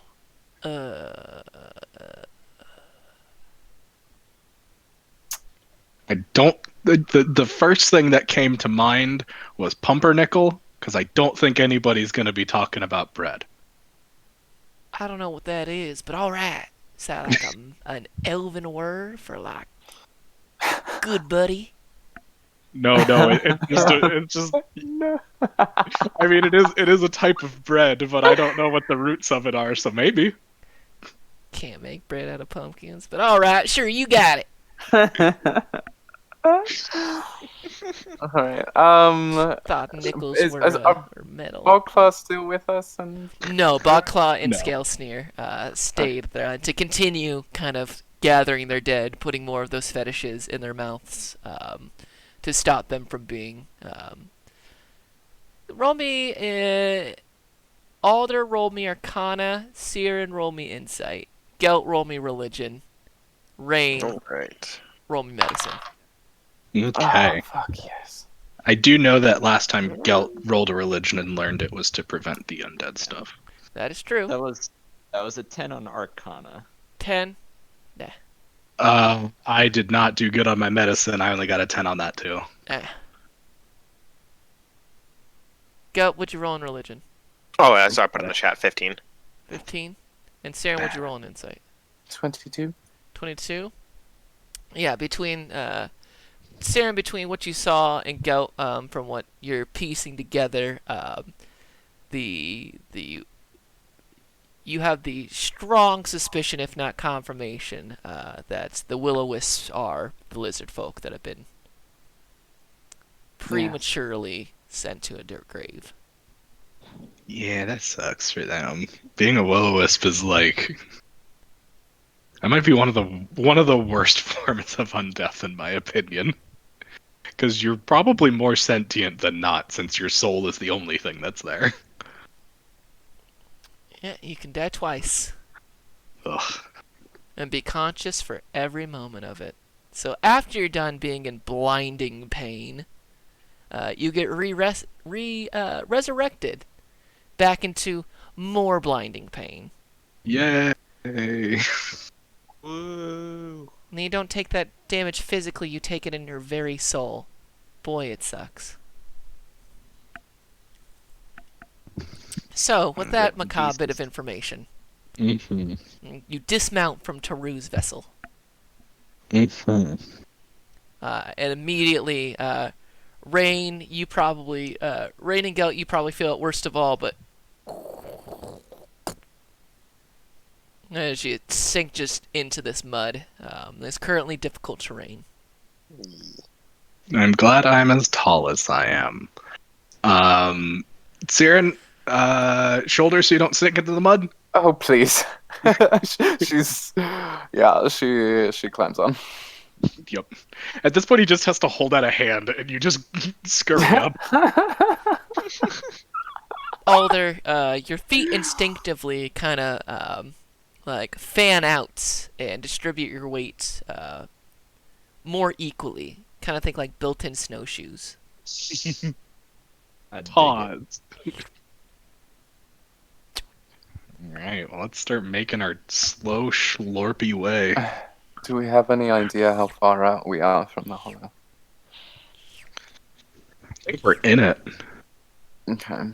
I think now's the time then, before we get very far, for me to commune with nature and see what I can do. Ooh. So she's looking around for a large tree, the biggest one she can see. There are a plethora of different trees here. Just the one that seems the oldest. Yeah, you find a tree that looks significant. Looks like it's seen some stuff. It looks like it's got some wisdom to it. Siren's going to lean her staff against it and press her forehead against it, and the weasel on the tip of the staff glows, and I cast Speak with Plants. Speak with plants it is. I grant the plant limited sentience and animation, giving it the ability to communicate. I can ask it about past events, gaining information about creatures, weather, and other circumstances. If there is a plant creature in the area is very vague. I can communicate with it as if I shared a common language, but have no influence over it. The area is 30 feet around you, by the way, for Speak with Plants, and it moves Oh, with I you over see. the course of the duration. I see. Okay. So you go into this, and as you kind of feel that magic, spread through, you find that many of the trees and such that you see are actually just other parts of this large root system of this tree. Mm-hmm. As this Hey, what's up? Hey, bud. I'm curious. I'm new to the area, and I heard there was a coven of hags nearby. I was wondering your opinion of them. Seem cool to me. They like us a lot. And haven't been doing anything strange to the animals or any of the other plants. Not to plant. They have been doing things to animals. Do you know what kinds of things?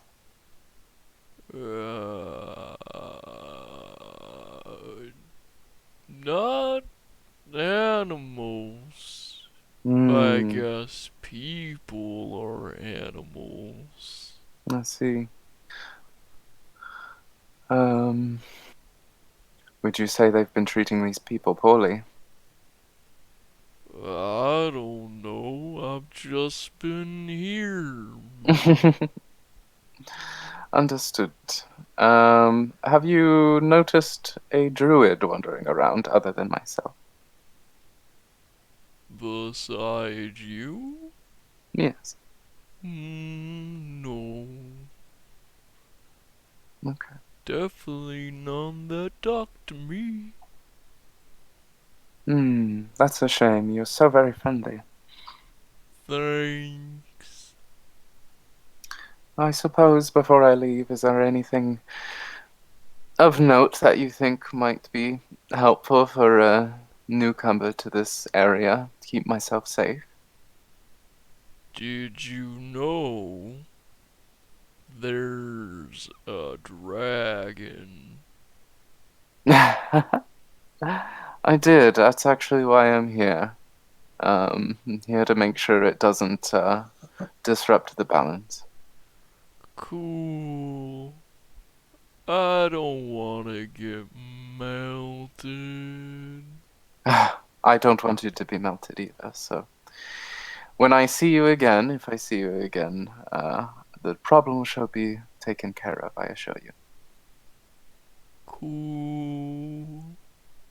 Right. Thanks. Well, stay chill, buddy. Get some sun.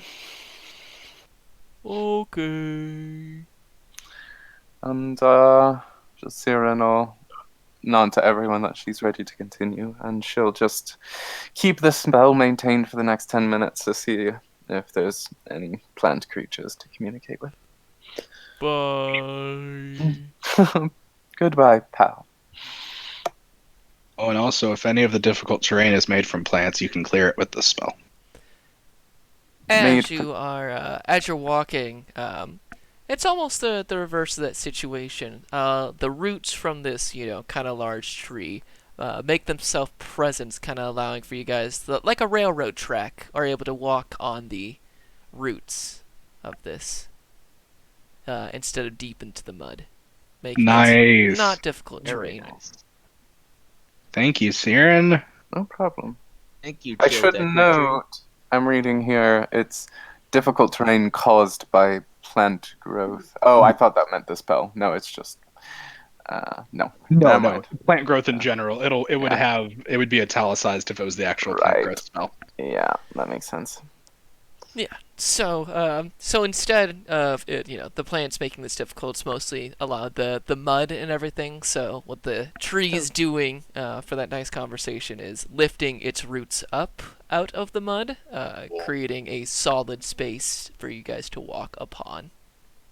Which is also possible within the context of the spell, because plants can animate well within the radius as you move along. So that makes a heck of a lot of sense. Yay!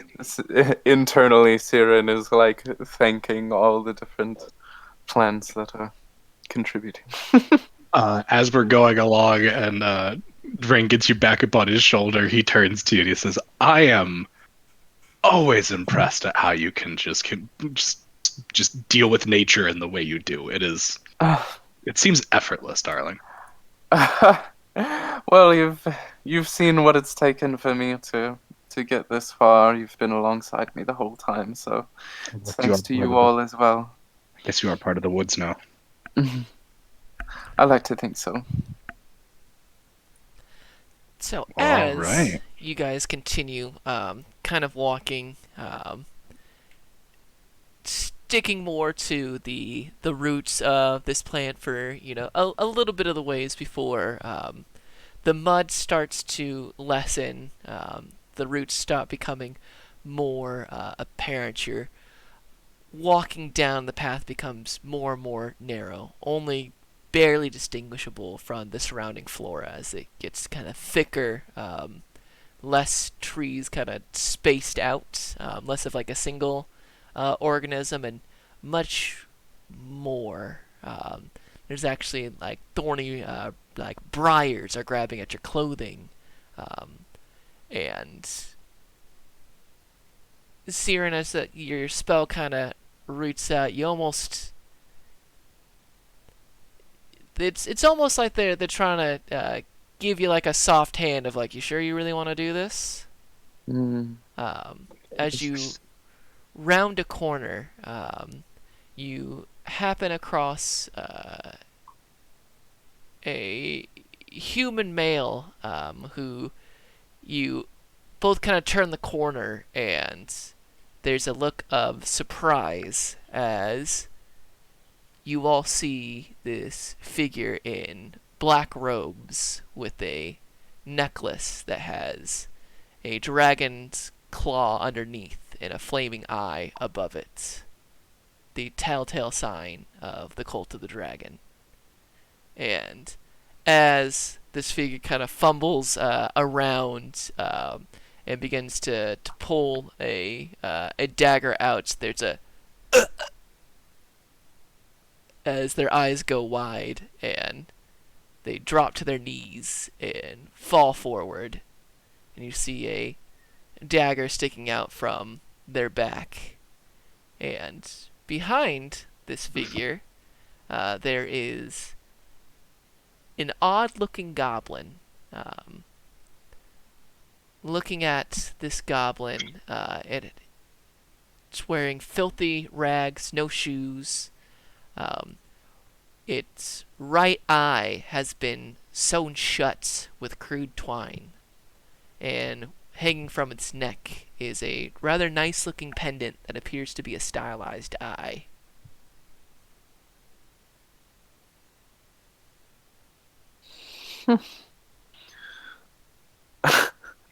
That's weird. Rain has Gigi in hand, but he does look to the goblin. Has it noticed us? I'm assuming. Right now, it is currently rummaging through this cultist pockets as it retrieves its blade and just kind of doesn't even wipe the blood off. Just puts it back and is going through, and it's like humming almost this little like golem-esque song. Before You see we it engage with, pulls out Sorry. like a little lizard and a dead lizard, and is like munching on it like while it goes. What were you gonna say, Alder? I was just gonna say before we engage it, Alder will cast Mage Armor just real quick on himself, just in case he takes that embered form. Before everyone starts moving forward, Siren is going to prepare to cast Entangle if it starts to run away.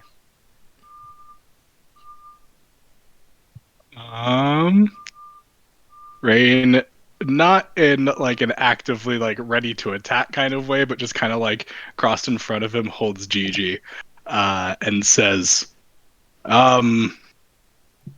"Excuse me, there, little one." Looks up to you with the one good eye, and the lizard that it was currently chewing on kind of drops from its mouth. Yeah.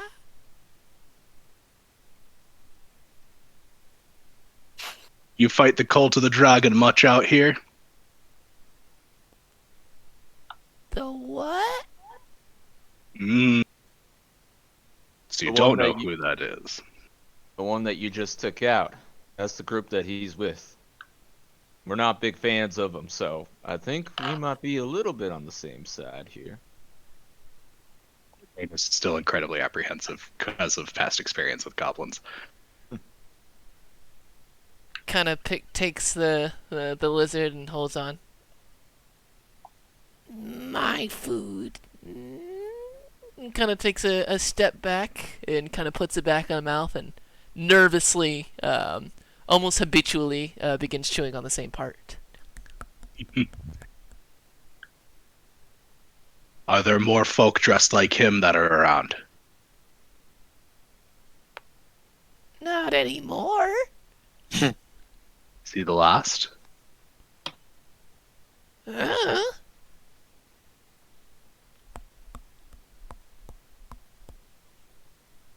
Are you the only one of your kin here? The only goblin? Nods its head. Insight Go ahead and roll insight. 17. Yeah. Telling the Okay. truth. Siren says as much. Which you can literally whisper into my ear. Oh yeah, I can. I love having a shoulder druid. It's so cool. Shoulder druid. Yeah. Everyone needs one. Um, Rain continues, and he says, "All right. Do you have a name, little one?" I'm Rory. Just make sure I heard that right. Did you say Rory, DM? Mm-hmm. Got it. Rurry. I love it. Well, Rory, nice to meet you. My name's Rain. Hi. Do you live in these parts all the time? With the ladies, yeah. Lady. Mm-hmm.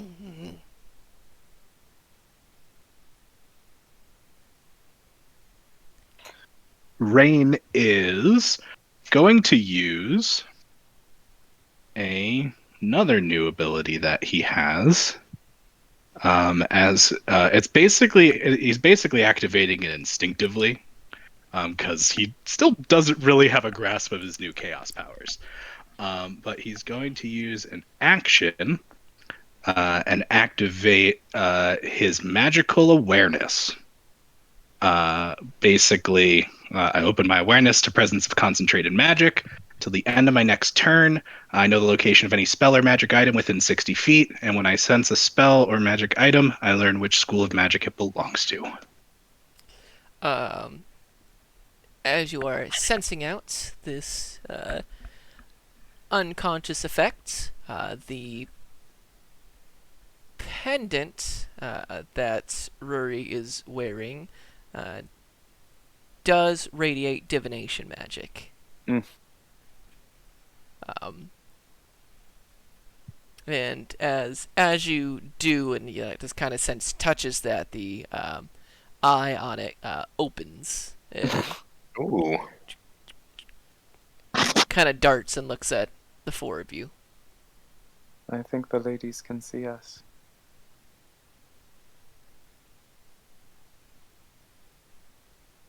Interesting.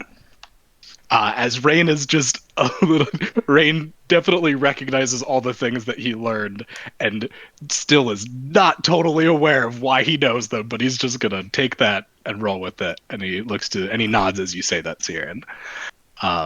Well, do they not like these gentlemen dressed like the one you just killed?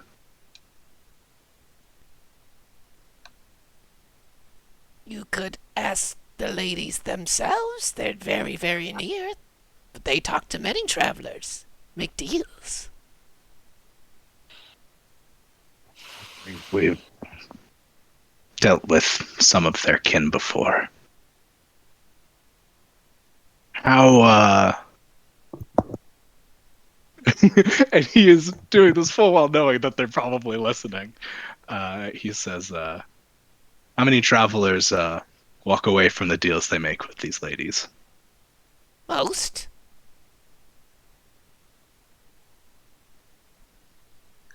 Have they dealt with a druid recently? A block-scaled one. And dragons? No, she's angry. Angry at whom, do you know? Everything. That's a real Rain laugh. Oh, we've met a few like that in the past. Okay. Interesting. Rain looks to the party. Shall we meet with the ladies then? Sure, they know something. Everything in me tells me that we should avoid them at all costs, but I am Emerald Enclave and I need to make sure that they are not doing anything they shouldn't be. The land. corrupting the balance. I'll be honest. I'm pretty on the fence with it, but if we go, and he'll kind of say a little bit under his breath, consider me more backup, I guess. Plus, The I plus mean, side is this Go ahead. time we're not going in trying to make a deal. We just would like to talk. So, can we all agree that nobody's going to make any rash decisions or deals without consulting everybody? Yes. I don't know if I could. My soul is beholden to somebody, so I don't know how much I'm worth anymore. So, yes. Terrific. Then If they, yeah, I can agree to that. If they Wait. do come at us, though, I mean, gloves are off, really. They're, But Please they're, do not- they're listening. do Let's not just give walk. please do not give them any reason to do such a thing. Let's just. Okay, Ruri, will you show us the way to the ladies then? First things first. Yes. And Ruri continues to rifle through. This Cole takes the necklace. Tacky. And puts it into kind of their pouch. Like pulls out some sort of journal and throws it towards you guys. Can we catch that before it just gets ruined by the mud? Yeah. I mean, it's already closed and everything, so it definitely does hit the mud, but it's been less muddy in this part, and it is closed off, so you can definitely pick that up. When Alder inevitably picks that up, I cast Presto on it. Alder, go ahead and make me an investigation check. and do. And thank you on that one, Rain. You're welcome. It is like it's such a minor spell, but it just improves quality of life so much while adventuring. Absolutely, it's a nifty thing, and that is going to be a 13 on investigation. A 13? That's just enough. So Nice. you go through, and it is a personal journal. And upon just kind of going through it, you can tell that this is a real Darrington type of individual. And on this day, I traversed through the Twilight Marsh, making my way through all sorts of terror and foul beasts in search of Velvet, the renowned black dragon of Molemaster. And it goes on and has all sorts of just shitty comments about fellow traveling companions, just somebody who's absolutely full of themselves. Let's get to the good part. Okay. And so you flip through the last couple days, and you find some documents that you easily identify as a sort of contract. It is plain that the document details an agreement between Velvet and the Cult of the Dragon, wherein the dragon agrees to be subjected to a ritual that would turn him into a Dracolich. No. And then you see, carefully folded, there's a piece of paper that reads, "Beware the entrance to the Restogril's lair. Speak aloud. Velvet summons me before you pass over it, lest you die before basking in the great dragon's splendor." And where are we to recite that? As we're entering his lair. Here, I can do a thing. Sorry, I'm just writing all this down, obviously. So. Which I just love you for that. I mean, that's kind of my character and my thing, so I feel like I should also be writing this down, you know? Throw it on my shoulder, and I keep a wizard on my left, and it's a perfect day. I write all the notes. Siren lets you know if things are sus. we're good, you know. You're my living lie detector, Siren. Yeah, I fact check, and Yeah. Sirius is kind of like vibe checking it, you Alder's know. got the receipts. And I've got the vibe check. Yeah. Sierra needs a fucking pair of sunglasses so she can do an ocular pat down without You being sus. need to get you a cool mask. That's the equivalent of sunglasses in a fantasy world. Oh my god, Siren does need a cool mask. You're so right. Thank you. And thank you Anyway. for posting all that as well, Dom. I appreciate you. Got you. I So, do love the way that name is spelled, though. Like, as terrible as Draconic is, that is a nice looking name. yes, Frostgrail. Thrustragrail. Thrustragrail. Du, Yeah. du hast me. Oh, Thrustragrail. Ramstein references aside, as you comb through kind of the journal, Ruri eventually gathers enough things and just leaves the cultist's body where it lay, although now with 2 daggers instead of 1, and a tacky-looking necklace in his now new possessions, as he leads you further in towards the center of this kind of area.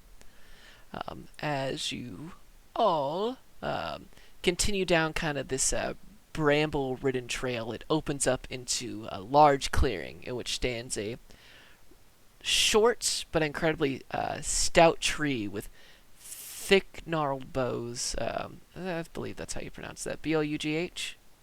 Boughs? Yes, that would be Bose.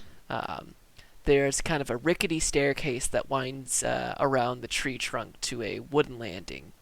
Nestled among the tree's branches is a small wooden cabin. The warm glow of a fire dances behind the drawn shades, and a large, rusted cage swings beneath the landing. You can, as you guys enter into this clearing, even though you are very aware that it's, noon 30, it is kind of that twilight that permeates such places. Not unfamiliar to Green Teeth's own kind of area of influence. You can hear the sound of a heated conversation that can be heard from within the cabin, though it's impossible to hear precisely what is being said before you're able to get closer to discern. You can see that in one of the rusted cages is a dark elf who is roused by your appearance, and as you get closer to the kind of the structure, the door to the cabin is thrown open, and an elderly elvish woman walks briskly out, shouting, "I don't care what you think. We must cast lots. Where is Sister Deathwallow?" "Oh, visitors." And shortly after, a shorter, squat, almost very much kind of toad-looking elderly woman. Think, who is the witch from Howl's Moving Castle? I don't remember her name, but she is a very particular type of look. That is the particular look we're striving for right now. See. I'm working on getting a photo into chat.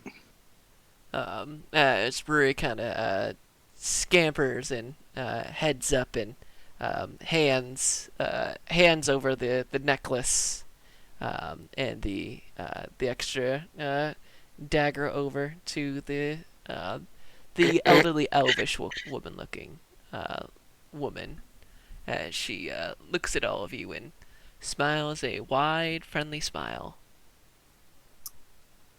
Apologies for dropping by without much notice, but we were passing through to deal with a situation which I'm sure you're aware of. We were wondering what your feelings on this dragon situation was. Oh, well, Raid's shoulders tense as you say that, like noticeably under your as you're sitting on it. you must be speaking of that velvet, that great scaly shit. I surely am. Can I roll insight on that? Yeah, go for it.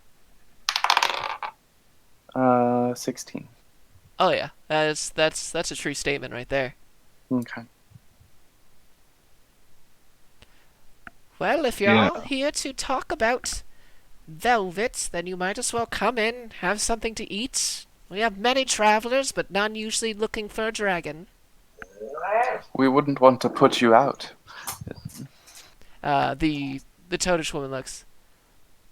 Oh, let's not play games here. You know exactly why you're here. You know what we are. We saw you.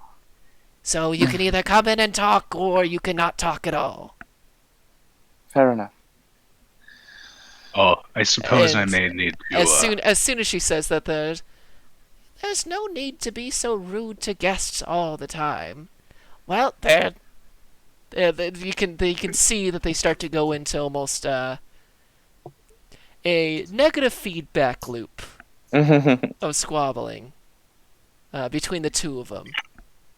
Very much like if you guys remember Ben 10 with Alien X. You've got the two faces that are locked in eternal deadlock.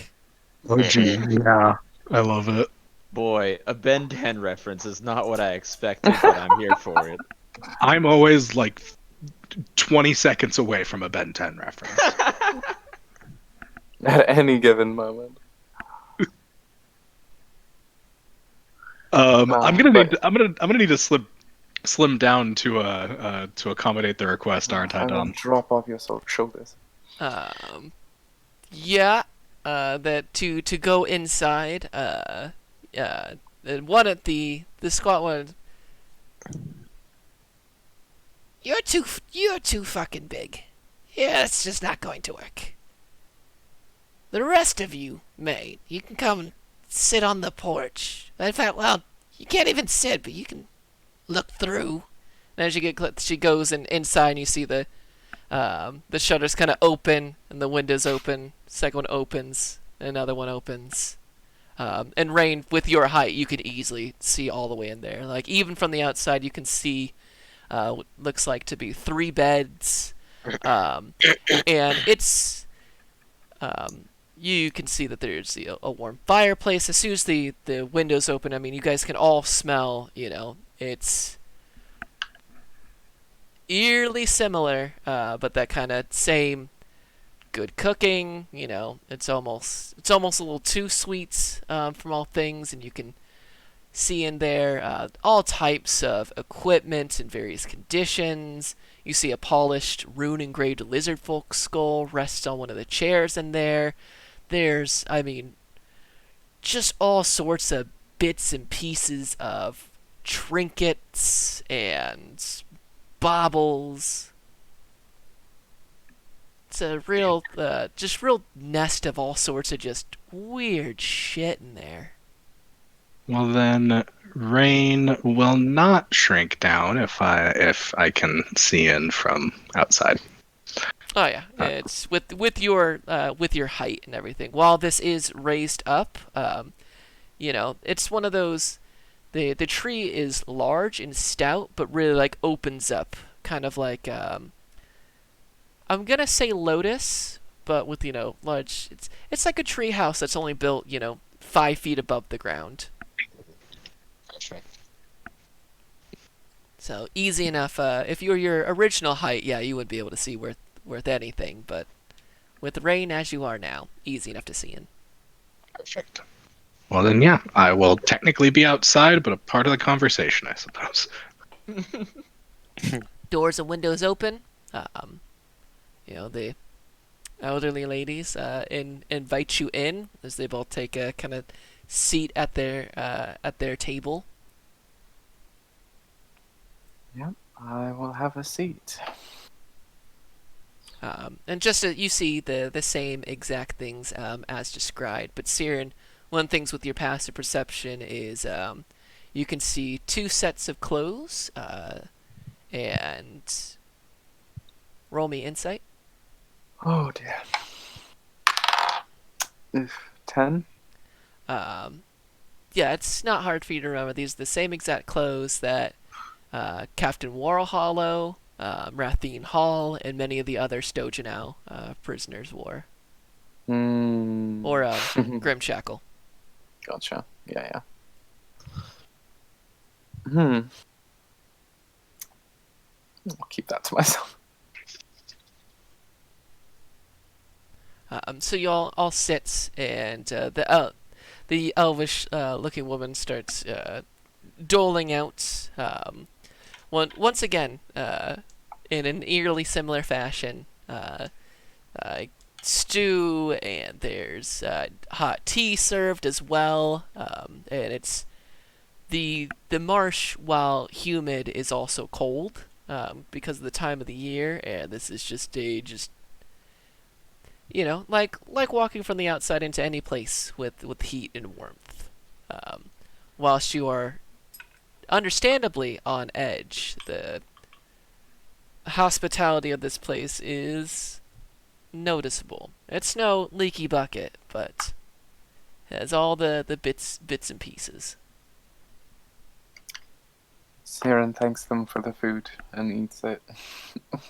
Carla, you're quite welcome. You have such nice manners. I apologize for Rotface over here. Oh, no apologies needed. Listen, just because I'm direct and to the point, Puss River, does not mean that I'm rude.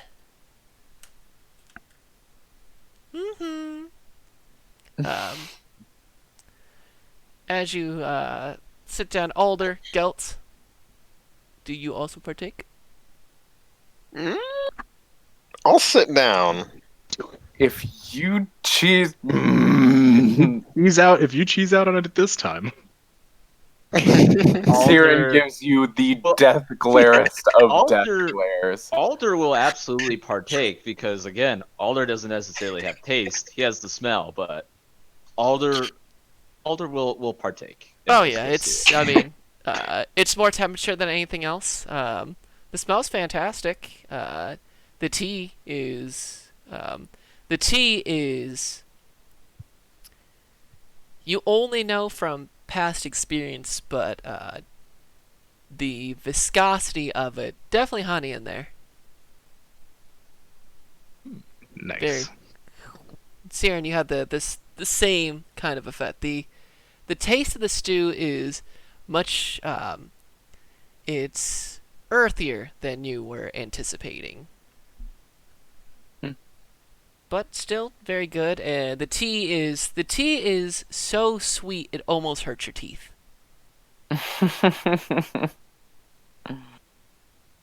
Love that sweet tea.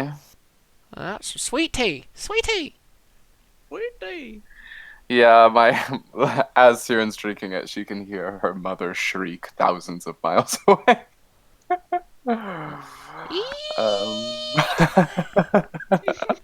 What's that noise? Everybody but Gout can hear it. It's too high pitched, he loses the range. But yeah, Gelt, are you eating? I guess I'll eat. Seeing death glare shot at me. Gelt, it's the same experience. It's kind of an earthy stew. Doesn't appear to be any meat in it at all. It's all all sorts of different kind of vegetation. It's good, but you'd be remiss to think that this is better than Grinna or Hup or Skylar. The rest of the guys are just like, Skylar would totally disapprove of this. You've misused these mushrooms on so many different areas. However, the tea, you're just like, oh, how did they get the tea like this, though? Especially as the tea connoisseur that you are. If anything, you get like a couple of things into the two that are just like, you find yourself out of tea very quickly. Like, where'd all that tea go? So, as you all sit through and you are refilled another thing of incredibly sweet tea. Well, so, what do you plan on doing with this dragon? Well, to be quite frank, and based on your action, I feel comfortable telling you we intend to kill him. He almost certainly intends to kill us, as we killed his son some time ago. Ah, so that was you all. Yes. Well done. Glorious. It was no easy feat. Verntex is a piece of shit. Sure was. All black dragons are incorrigible. Now they're pieces of shit. Truly. I'm glad you both agree. Well, Velvet has our sister, so... As your Oh. sister. I had heard of a third. Yeah, well, he did not take kindly to our refusal to join him in theirs. Well, since you've been so hospitable to us, we would be happy to ensure that your sister returns safely if we are capable of it. And the elderly women that you know are hags look to each other, and the elvish looking one. Well, that would just be so lovely. That said, any help reaching this lair safely would be greatly appreciated as well. Well, of course. And she goes over to one of the many shelves and pulls out 2 scrolls.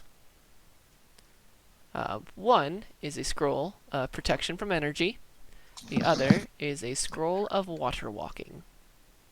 Oh, terrific. Nice.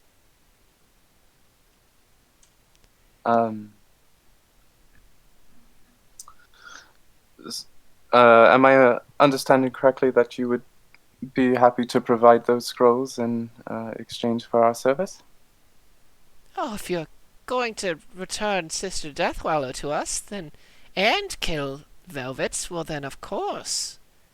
It would be terrible not to assist in such an endeavor. Isn't that right, sister? Oh, yeah, absolutely. I'd rather they do it than us. And I suppose the last thing I might ask for in this exchange is continued friendship after the fact.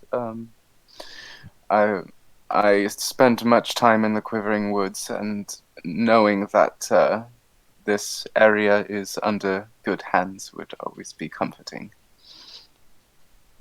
Well, I think that would be lovely, though the Quivering Forest is under a different hand. Correct. Yes. Which that is a whole basket of apples that I have on my plate. So, knowing that I don't have to worry about this neck of the woods would be lovely. Oh no, we are perfectly happy helping travelers get through the marsh, usually for a trade of some sort. But we are It's a quite valuable happy. service. We are quite happy to stay exactly as we are, away from the Quivering Forest as much as possible. Right.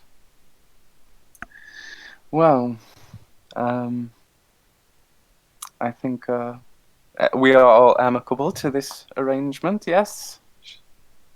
Yes. Looks at the party. No problems with me on that one. What about Really, you, you- big one? As you yeah. get called through. Yeah. That is totally fine by me. He does look down, remembering that there's a prisoner here, and says, "What's the deal with the one in the cage?" Oh, that one. Yes, him and two of his companions were escaping from somewhere and sought some help, although they were quite mean about it. And the figure in the kind of cage just, I think, has very much the same temperaments and mannerisms as Patrocles in from Hades. Just kind of melancholy and silent, like, they weren't my friends, simply means to an end.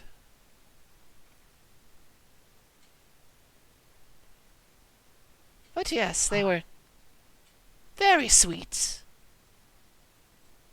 both upon meeting, upon eating, upon defeating.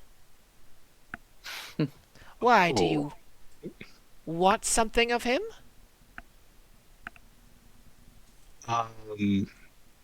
Gelt, did you mention to the party your mission, or no?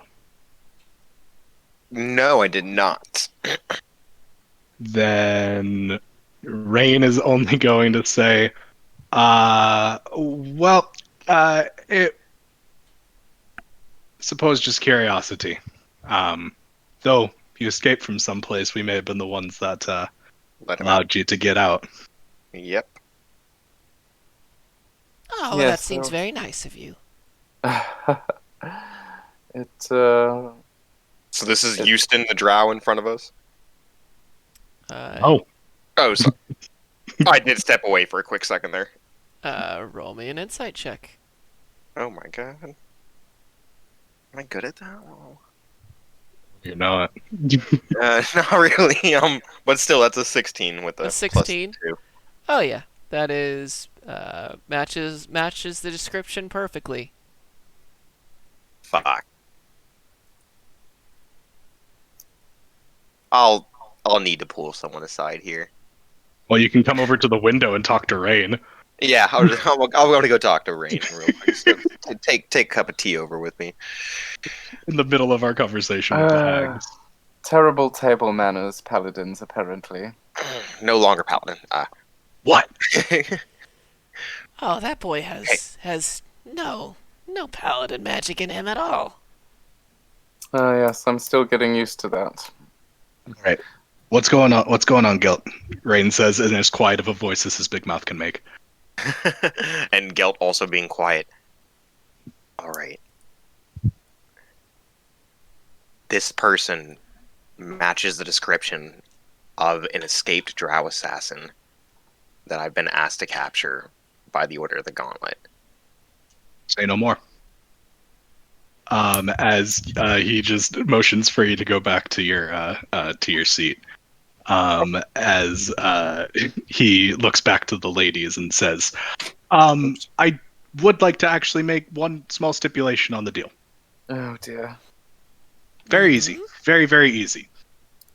If we are going to be saving a life in the form of your sister, we would like to trade her for him, as he points down towards the drow, on our way back. Gelt needs him. I think that would be a fair trade. Of course, on the stipulation that we want one more thing. And the both the hags turn to you, Gelts. Oh no. Oh boy. One looks over and says, the toad-looking one says, I would like you to swallow this. And it is a stone carved with the symbol of a tree weeping blood And then the other one turns to you, the elderly one. I would like a kiss. Gel will say, I'm amicable to one deal. A kiss or a stone. Do you hear whisper? Roll me a persuasion check. Okay. Sweating. I think that actually changed for me. I don't know if I'm good at that no more. No, you should still be decent. Yeah, you Ray, still as- have proficiency in it. At the very Yeah, beginning. As exactly. You Rain, didn't lose as that. Rain audibly 7. whispers "bold" from the window, can I give him a bardic Bold. inspiration? Yeah, you can give him a bardic inspiration. Oh, Add a fucking d6 to that, buddy. D6. Okay, well, it's only a 1, but 18 in total. 18. The elderly elvish woman leans across the table and leans in for that kiss, baby. Oh, Christ. Gil puckers up. Deal's a deal. And You all watch Deal as kiss. That's passion. No passion, though, okay?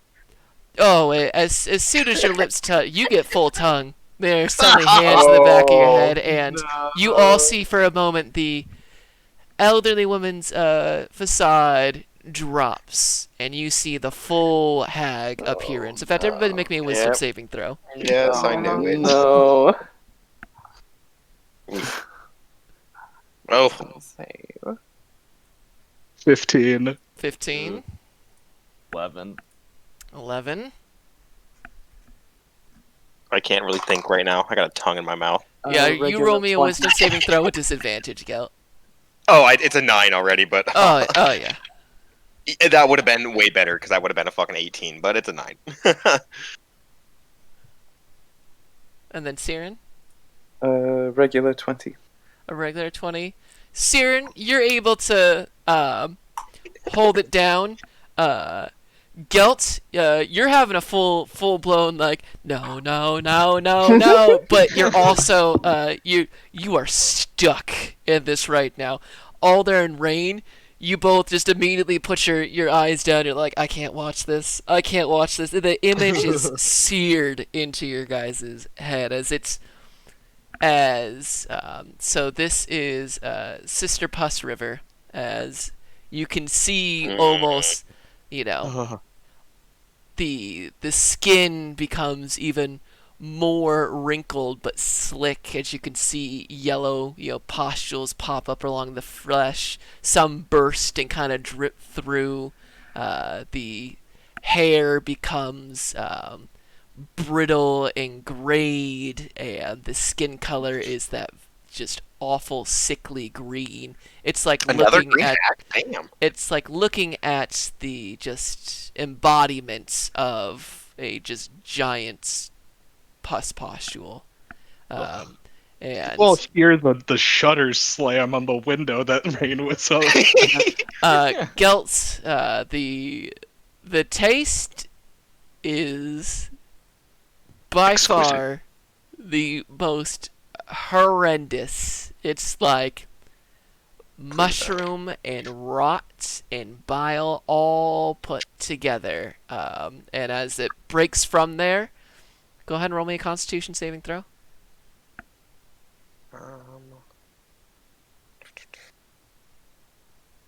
Okay. 18. You grab the tea and slam it back as quick as possible, and that's able to help you keep it all down. Oh, Christ. Oh, sweetheart. Lovely. Yes, he's yours as soon as you return with Sister Deathwallow. Thank you, Sister River Puss. Deal's the deal. Puss River. And now back in her elderly elvish form, you can see Sister where was I just had Sister Puss River, and Sister Rotface rolls her eyes and just as Puss River sits back and crosses a leg over and puts a hand out. incredibly pleased. At least one of us is. Oh, I oh, do go ahead. have I do actually have something that I would like to ask you two lovely ladies myself, and this one's a bit more of a personal one, I suppose. But oh, taking a look around, I see you obviously have a fine collection and must have a lot of adventures come through here. Do you, by chance, have you traded or come across any just trade maps of this area or anything nearby? Trade maps? No, I mean uh, we have potions, we have flasks of many things, we have vials of poison, of antitoxins, and so many different trinkets, but not trade maps. Hmm. A shame. Something I'm looking for on the side, but I thought I'd just check on that one.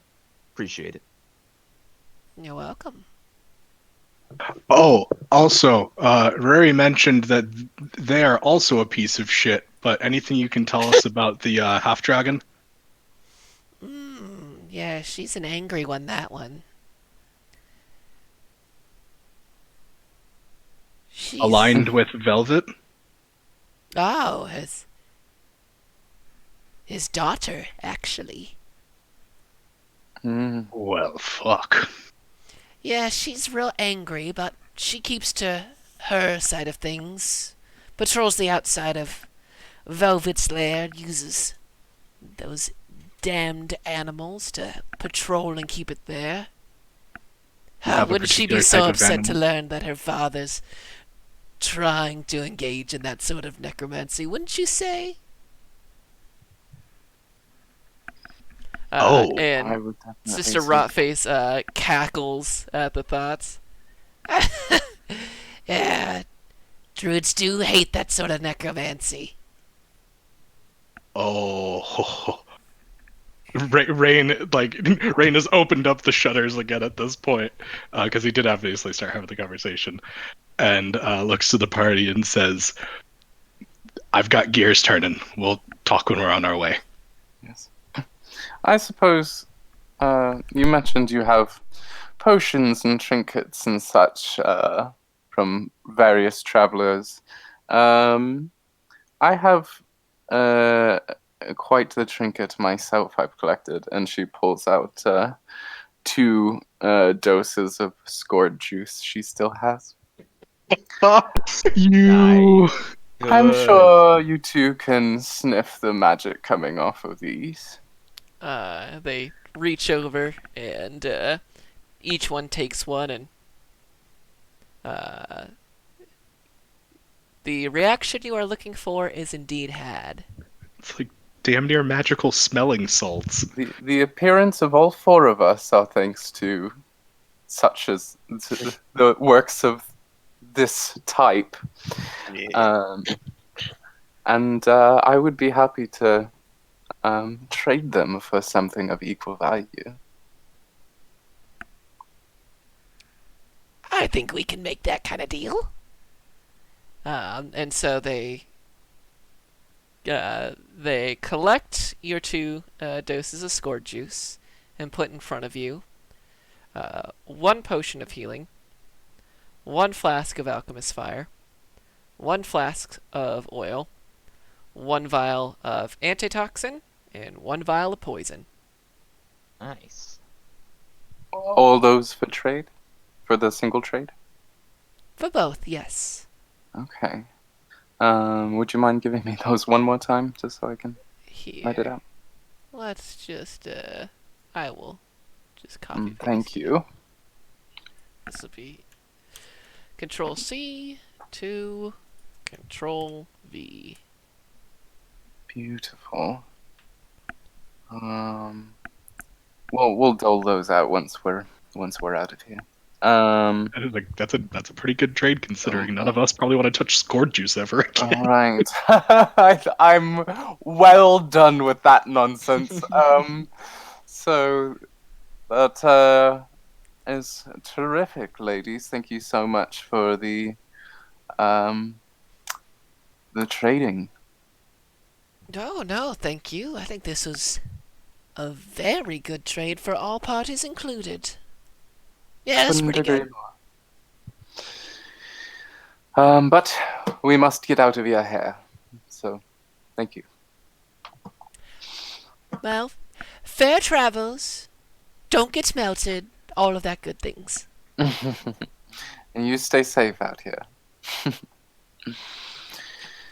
Yeah, and we will leave. As you're Yeah. leaving, you can over here. Well, now who needs to go and cast lots? Listen, before they came along, don't you? And you can just begin like as soon as there's not third parties involved. Fantastic. Charming. um, So, does anyone feel a particular draw to anything that they traded me?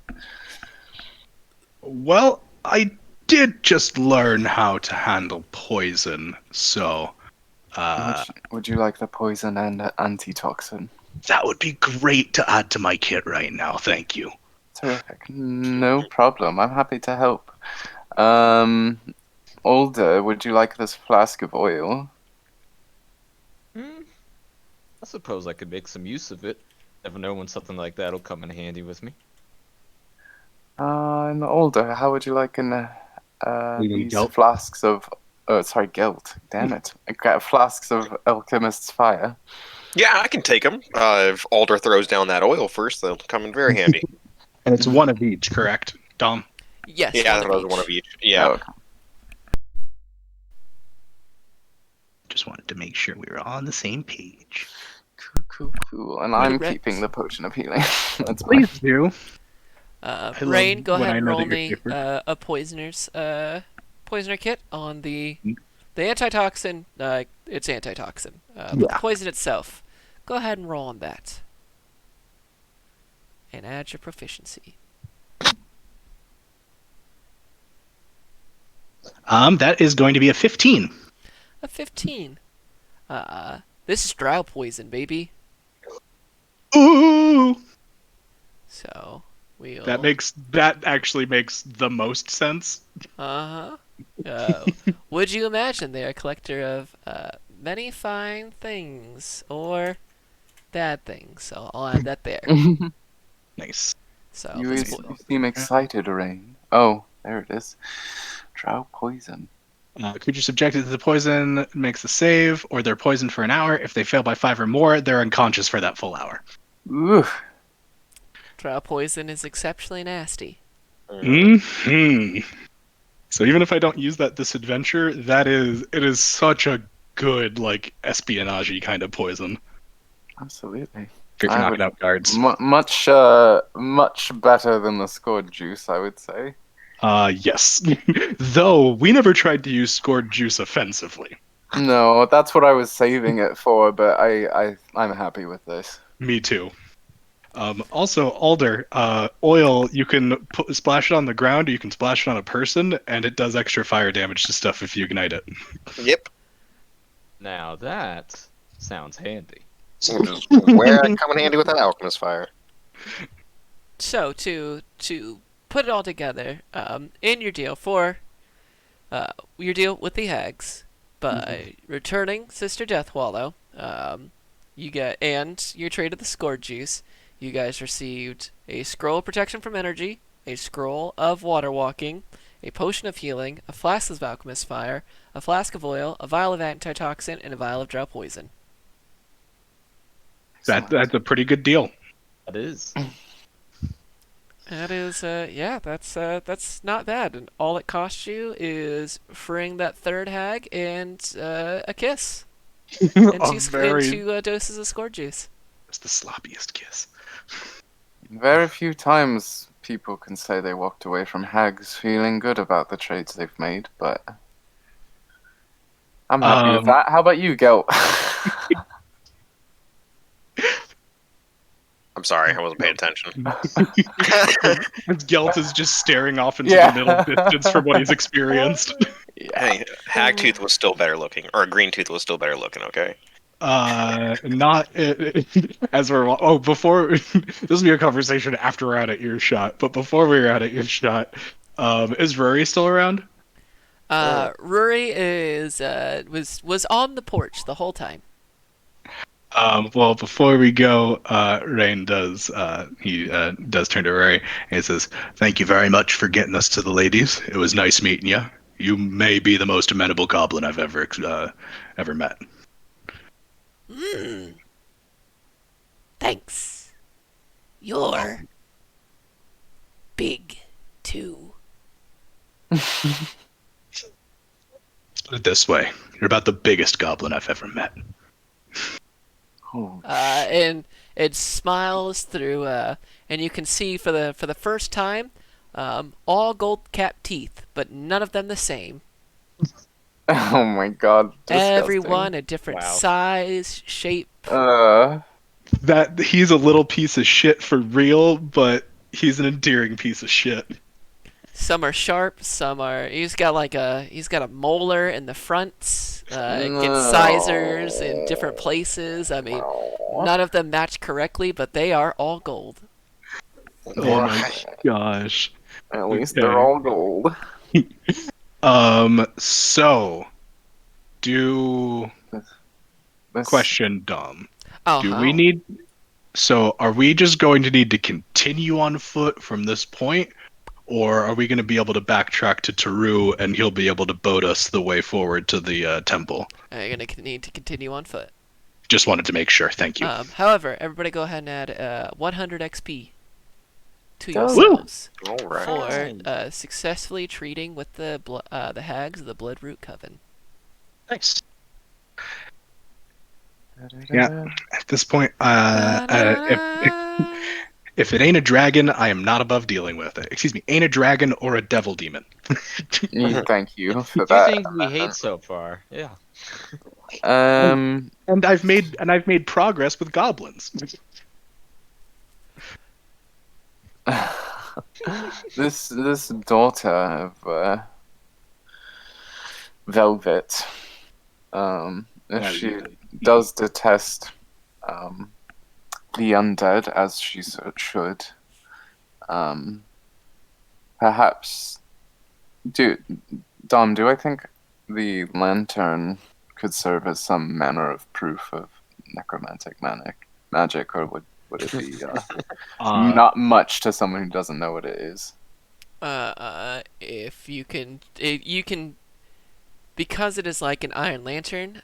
When you pull it out, while it's not glowing currently, you could definitely see a will-o-wisp in there. So, as long as she knows what a will-o-wisp is, yeah, Okay. that's proof. Either that, or does somebody want to fill in the blank, or do I have to roll for it? Oh no, I know, and I There you believe go. Alder does too. We also have the damning evidence that Alder found in that journal. There you go. True. The deal that Velvet signed to become a Dracolich for the That's right. cult. So I believe upon seeing that, we might be able to convince this daughter to maybe assist. It's probably going to be a lot shittier of a start to the conversation than with the ladies, considering how angry this one seems to be. Apparently, Yes. I suppose. Can we think of a way that we can ensure having a conversation before she just goes ballistic on us? well, to start, and obviously we're walking and talking, Dom. Yeah. To start, I think we might want to have Greenhawk try and take a look around maybe and see if we can't find some sign of where the druid might be. Sure. Assuming Greenhawk is still around. Roll me a D100. Alright. Yeah, we are pretty deep into in some scary into scary town. 6. No, that's a 36. A 36. All right, hold on. Okay. Where is it? I don't want the dark ones. I want the flav ones. There it is. 36, you said? Sure did. Yeah, no, Greenhawks is around. Dope. But you only see Greenhawks once you've left the I see. Hag's domain. That makes sense. Once I do see him, um, I'll go ahead and do a beast sense, I think. Well, how far out are we from? Do we know? I think we're about another hour still on foot. Okay. Oh, or maybe longer. Excuse me, Dom. Yeah, Continue. My you're bad. not entirely sure. You know that you're headed in the right direction. Since you've left the coven, the light has returned to its natural source. So you know that you're continuing to head east. So Greenhawks is a good scout one way or another. Yeah, if might as it's well regard only it. an hour, it's Greenhawk will be able to see it from here. So I'll go ahead and be tense now. So she'll do the thing she Roll did before, which perception. is just launch a blue hawk into Greenhawks and perception. We can keep going while we're doing that because he's riding on my shoulder. That's a nat 20 for 27. A nat 20. Looking through Greenhawk's flies up and over, and you can see that not far along. Phone, where are you? So, moving ahead, you see a combination of first this, then this. Discord open up so I can make both these. First this, and then this. Dom, I think you're uploading that on the Among Us Oops. channel. It is. There's the wrong ones. My bad. Oops, All good. Yeah, Nick did not recognize you as Orson Blackwater for a quick second. No worries. I forgot you don't know my main OC. Yeah. everybody No, I else know does. him, but it just didn't click for a quick second. I'm like, what the fuck? I'm Yeah. like, no, I'm playing D&D right now. I can't talk. I was trying to discreetly do it without Yeah. saying it in character, but then I stepped in character instead. Yeah, no. First this. Then this. You can see Terrific. Mikey. Nice. Ooh. Good maps. Good job, Siren. Thank you. Do I also any chance I see that weird individual poofing in and out anywhere? you do with that nat 20 Greenhawk's perception. You do not see that strange individual popping around. Okay. However, so as Greenhawks is kind of looking, given the place a one over. Let me see where is it?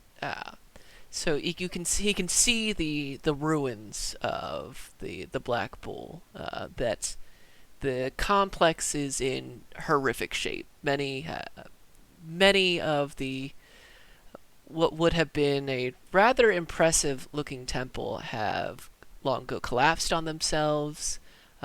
Some are only short moss covered walls that if you weren't seeing it from the air, you might have missed completely. There may have once been a wall surrounding the complex, but only a few sections kind of peek out over the murky waters. You can tell that in that area, it is far more flooded. And having Greenhawks go around, the Hag's Island kind of separates. It's like a natural barrier separating two parts of the Twilight Marsh. And that many places on this side are even more wild than the Twilight Marsh on the western side, towards where the lizard folk claim territory. Many of the buildings have been reclaimed by nature. You see reeds, lily pads, pond weeds that sprout everywhere. There are gaunt willows and sycamore trees. It's almost like a big moldering skeleton from kind of this muck-covered ground. And looking in between, probably only, you'd guess from looking at Greenhawks, you're only half an hour away from the main temple. but you see in that kind of that first map, Mm-hmm. it's not the person that you see, but a gigantic crocodile. Mm. And as Greenhawks kind of darts over, with one leg resting on kind of one of the collapsed structures leading into the area of the temple, there is a hooded figure that is throwing what looks to be pieces of some former creature. And as they throw out, Greenhawks can see the unmistakable glint of black scales as they're um, feeding this large creature. As the crocodile jumps up and, with an audible snap, catches whatever kind of meat substance this is. Um, Siren will call Greenhawk back. Um, I would say he makes a noise, but you know for a fact he doesn't. yeah.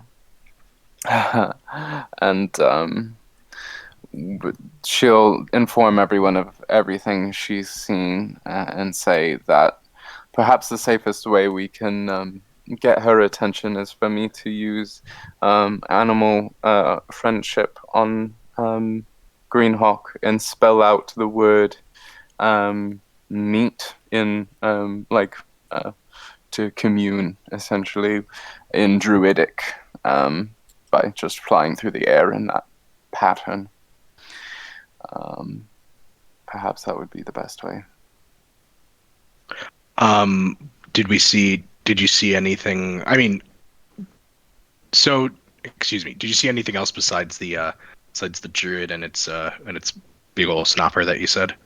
Oh Or is it yeah, just I them out tell you there? about the temple and the like perimeter wall and the area that's basically old water, which we could circumvent with the scroll that we've been given if we want. The other creatures? Dom, when you said a skeleton, was that a More real symbolic of skeleton? the area Symbolic. rather That's what I than thought. like an actual skeleton. I just wanted to make sure I was not misunderstanding. So no other creatures really. She may have smaller things like birds and wolves or something working for her, but none that I could see. Well, I trust your judgment when it comes to dealing with druids. If you think that they'll understand what Greenhawk's trying to do, then we may as well try that. So It should go be. You for it. think that's doable, Dom? To do a flying pattern that's druidic for like peace or meat or like parlay, something like that. You will have to find out. All right. Using animal friendship will probably help, though. Yeah. Well, yeah, because it's charming him, so he should be able to do it. I imagine. But we'll do that once we're closer. It only takes another 15 minutes or so. When looking at this one, you guys are approaching from the west, and you can see all these kind of like the wall as you are getting closer and closer. So the first map is kind of the outside leading into the temple, and then this is the temple that is next between Siren's description and Alder's maps. Um, as you guys get closer and closer, you kind of hit the perimeter. Siren, you would know that moving in any closer will definitely begin to give you Yeah. guys away. So from here, she will, with kind of Greenhawks nearby, she'll point her staff towards him, and a blue weasel will emerge from the staff this time and enter Greenhawks, and I will give him the command to attempt to communicate by kind of flying in a druidic pattern. Roll performance for Greenhawks. He does not have the performance. Yeah, I Proficiency. figured. Does he have any charisma? He, as a Bloodhawk, gets a -3 to charisma. Shit. All right, then that's not good. It's only like 7. 7. Greenhawk certainly does get the attention as the figure looks up and um, cocks its head to the side. At which point I'll just command him to fly circles above the party. And we should just wait at the perimeter for a little while and see if she cares, I suppose. You guys sit and you wait at the perimeter, and 5 minutes go by. 10 minutes go by. Okay. I'm gonna have Greenhawks kind of run between her and me. Not like up in her grill, but like, hundreds of feet above, back and forth. As this is going on,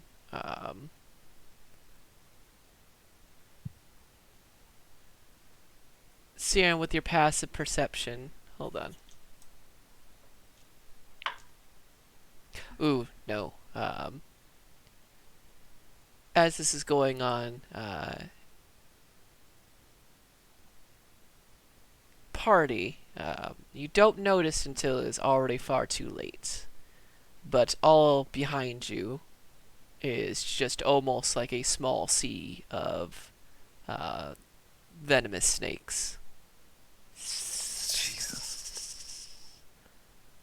And as your backs kind of turn,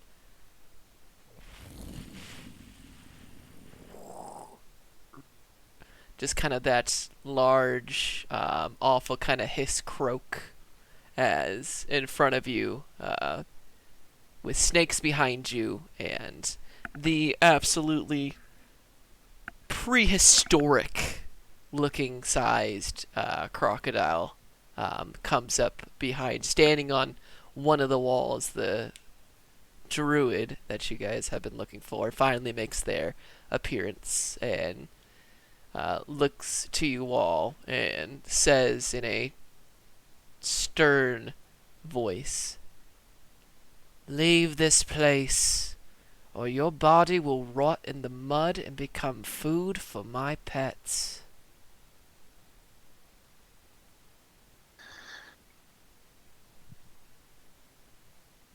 Do you know what a will-o-wisp is? An odd Sam. response to someone who is in grave danger, but yes. Your father has been making them, and she pulls out the lantern and drops it at her own feet. She pulls the hood back, and you can see heavy draconic features, with green skin, a large and powerful build, with kind of the black scales holding kind of the outside, all the way up towards the neck. Horns that come down and shape. No, hair to be spoken of anywhere, and large yellow, draconic-looking eyes narrow at you. And do you have a will-o-wisp and a lantern?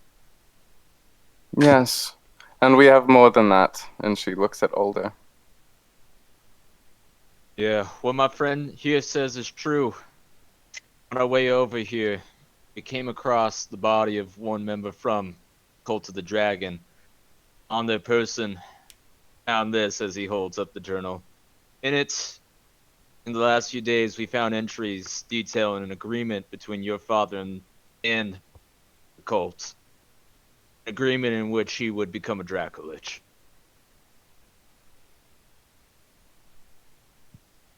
That's a heavy accusation. Read it for yourself. Hand it to the swarm. And as you see The a snake? number of them kind of condense and Go ahead, Alder. Alder will lower his hand with the book towards the swarm, and I guess kind of drop it on it. the swarm, one of the snakes wraps around it, and then that snake is moved like a wave motion until it is placed onto the crocodile, and then the crocodile swims around and gets out. And as it gets out, you get to see a much better look at the size of this thing. And Rain, even with your current size, you would feel that you would be in great bodily harm if this thing were able to get its mouth around you. That like it may actually be able to fit even Rain in its mouth. I'm in danger. This thing isn't just large. This thing is huge. Powerful. And you can see that it has what seem to be Siren, you would see that it has druidic markings that seem to be etched in, beautifully done, but seem to be acid marked in its many scales. Oof. And the druid reaches down and opens the book, and what goes from a strong, kind of almost imposing look sinks and lowers. Hands grip and tighten.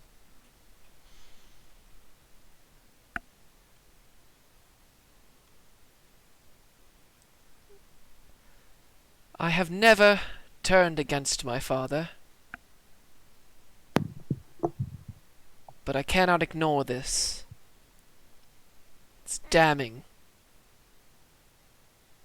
As much as he's damning himself. I know of the use of the will-o-wisp, and it was not my place to stand against him. He's strong. And I vowed to honor him, but I also vowed to honor nature, as is my way. Tell me, why do you bring me this? Why not try to strike me down, knowing I am his spawn? Because I too care deeply for nature and know how desperately our world needs people like us. And I would be loath to pit my strength against yours. Well, I believe that contest would be of much amusement. I agree. Although I've not seen an Emerald Enclave member in here for quite some time. I would have thought your faction would have given up on this place. We never give up. We just are limited in our capabilities.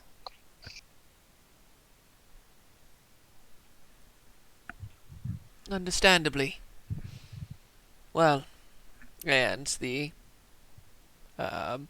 swarm backs and fades into kind of the surrounding foliage, and the huge crocodile places its tail up on the wall where she's standing, and she steps on it and kind of slides down, like reverse when Appa lifts his tail to let Katara walk up, Yeah. but reverse going down, and its head comes to where you guys are on the last kind of solid bits of ground, and you get an even closer look at this creature, and yeah, you could ride one of your war horses through its maw. Oh my god. And she steps off of it and now is in front of you and hands back the journal. Thank you for listening. I know how hard that must have been. I'm deeply conflicted, but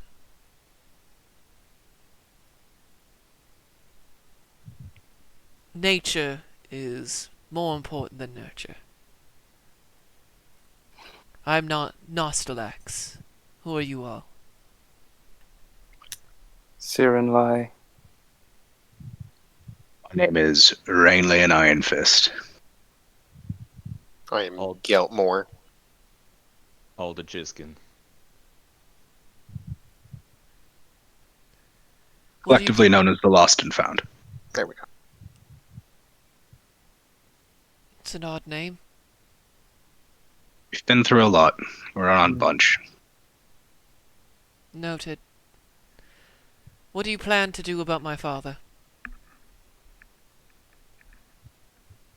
That's a very good question, considering how powerful he is. I'm afraid there's probably no way around confronting him. And, frankly, I doubt he would be happy to see us, so if we have to defend ourselves, then we will. Well, he has to be stopped. He can't be Indeed. allowed to become a Dracolich, or else it won't just be this land, it will be the entire Moon Sea that falls under his sway. Wow. And she takes a deep breath. I know of a way into his lair. If you are clever, you will be able to get in there and lie in wait for him to return. However, I will warn you that there is a tribe of kobolds that venerate my father. They know their place, but they have engaged in a foulness that you may not find endearing. Care to elaborate?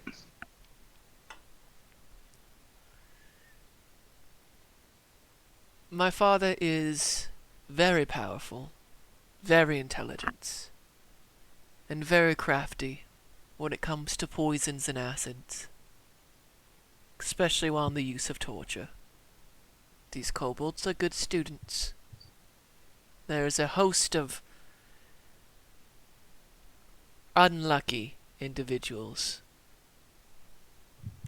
who have been test subjects of their many secrets my father knows. So, I would highly doubt that you'll be able to get out of that without a fight.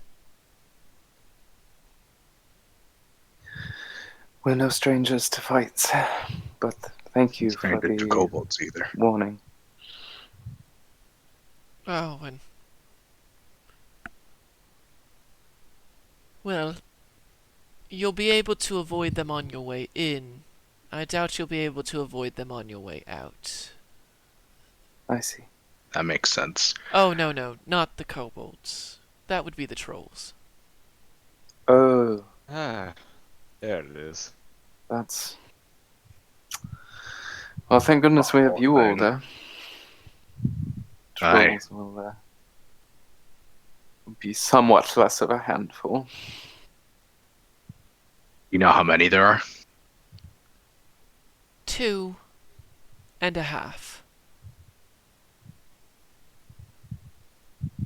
Interesting. Beg your Uh, pardon on that. Never heard of half a troll. Something to worry about, or? I have many siblings, but my father has many children. Hmm. Yeah, half Um, doesn't mean that it's like, been bisected. I was being a No, little though facetious. you may be in considerable danger of that. No, my half-sibling also resides deep in the lair, though I do not know where. He cannot be Good. swayed. Got it. Yes, Grexagax is, well, What? he's a very dutiful son, but does not have a care for nature unless it's bending it to his will. Well, Would you happen to know where he might be keeping the hag prisoner down in there? I would guess that it would be where all the other prisoners are. Got A it. hag would make for a great test subject. Okay. We may be able to, if we can, I mean, look into the party, obviously. If we can get her out get her out of being fully imprisoned before everything falls apart, we may be able to convince her to help us try and take him down, if she's still in a state. I think that's a good idea. Okay. Well, any other insights into dealing with your father? His lair's toxic. Not for me, but for you. I would cover your mouths if you could. It's going to hurt quite a bit, but that'll at least give you some breathing room. Thank you. Should have assumed that with Black Dragon. Also, I hope you can hold your breath, because you will have to swim down in there. Not his lair to get into the temple. It has 2 levels. The ground floor, which is where Grexagex's mother and her mate stay. Then the second level, which is where the kobolds experiment, and my father has dug himself his new lair. Where my Ooh. half-brother is, Go ahead. I could not tell you. In fact, I've never even been inside my father's lair. Then I will not ask my follow-up question. I prefer the marsh to that temple. It was much better when he was in Mole Master before he got chased out by some strange cult.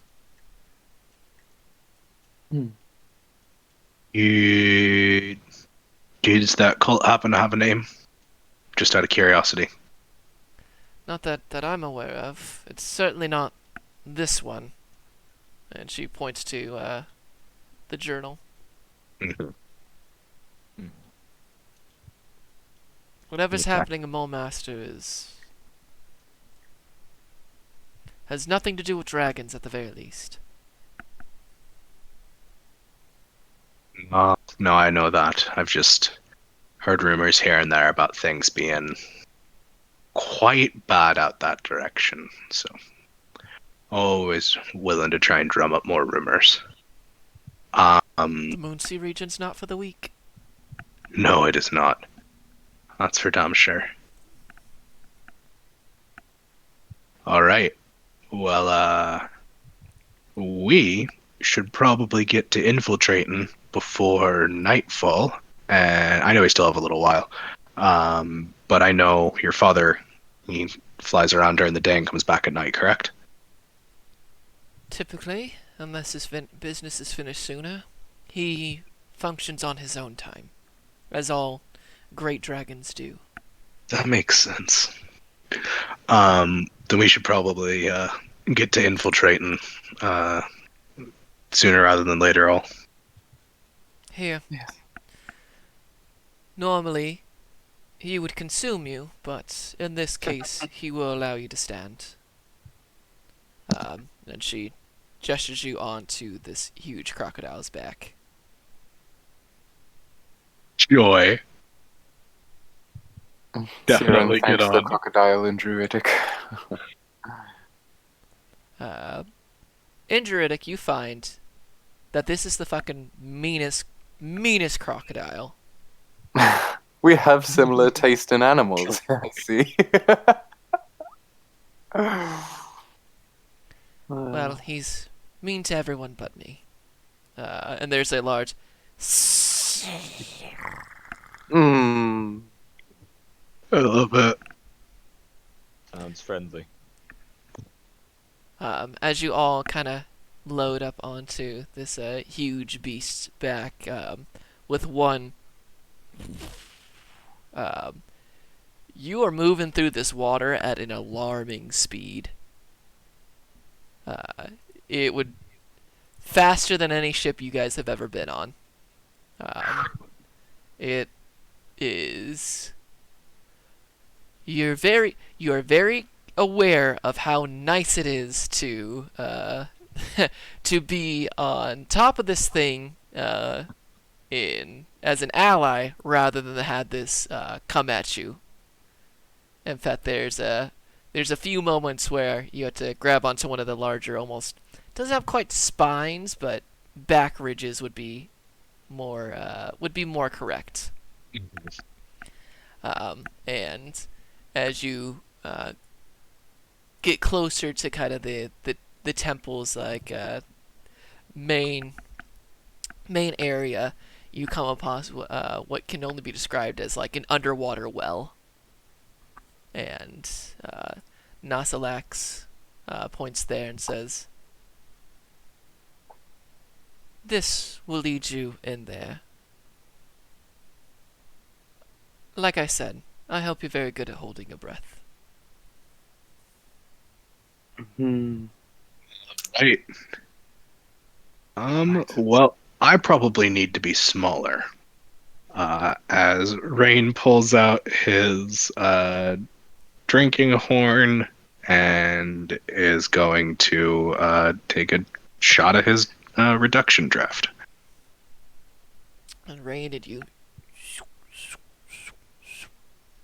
turns back into regular Rain size. Easier for getting around interiors. So, who is going to lead this swim into darkness? I think it may be best for me to transform into a hunter shark. And kind of just pull everyone. Yeah. Yeah, I'm gonna do that, assuming this space is big enough for me to be a shark. Let's look at the hunter shark's statistics. I believe it's a large. It's It is a large. It's going to be too big. Too big? Okay, let's see. I could do a giant octopus, which could squeeze. It's actually faster, and would have no trouble squeezing because they're octopuses. And That would do. Sweet. All right, that's the move. Look at that octopus. That's going to be seared first, and then we're following up behind. Yeah. Well, I can pull y'all with me. Yeah, one well, at I'm a gonna time. need it. That'll Cool. make it go easier. Still need to all hold breath. Yeah. So who wants to go first? Well, yeah, my octopus body just kind of waits for someone to step forward, I guess. I guess I'll go first. Okie doke. I'm gonna wrap my tendrils around him and get to stepping. All right. I love this. Gelt, you take a deep breath. Gelt, what's your constitution score? It increased, I think, since being a fighter. No. Actually, no, because I was a paladin and I already had that. So it's Yeah, No. none of your stats will change with the class change. my ability modifier is +2, my savings a +5. What's the score is what he asked. Yeah. Oh, 15. 15? Okay. Siren, you head down Gelt's. You're being pulled along. It is almost complete darkness in here. So it appears as, is if it weren't for your new senses, and of course the giant octopus being perfectly suited for such a thing, this would feel almost claustrophobic as you squeeze through, and being thankful of the lack of hard, rigid bone structures here. And Oh yeah, as you it's go it's. Go ahead. deeper and deeper into it, you can see that there are offshoots from this kind of underwater well that seem to have been collapsed and plugged up. Some you can't tell whether by purpose or by time and deterioration. You swim, and 5 seconds becomes 10 seconds, which becomes 20 seconds, which becomes 30 seconds, which becomes 45 seconds. In Gelt, you start to begin to kind of panic as you're just kind of being pulled along. If anything, especially with your armor, Sierne almost kind of lands on top of you. And you're kind of pulling. Gelt, you can feel just parts of your armor just scraping against the sides of this. And right as Gelch's, the panic really begins to set in, as you can start to feel kind of your breath beginning to grow thin, you do appear on the other side. And Oh my god. let's add this on in. You guys pop into, I believe it is... Donde. I believe it's room 2. If I am correct. No, it is... 3 looks like his water. No, it is not 3. Oh, okay. It is... Where the kitty's titties is this? Well, that's just... I thought I had that. No, this is poorly worded.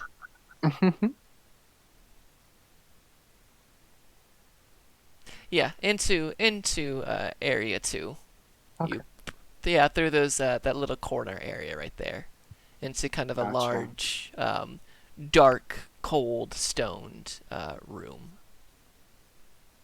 And Gelt, you break Siren, you burst out and pull Gelt out with you with your considerable strength as a giant octopus.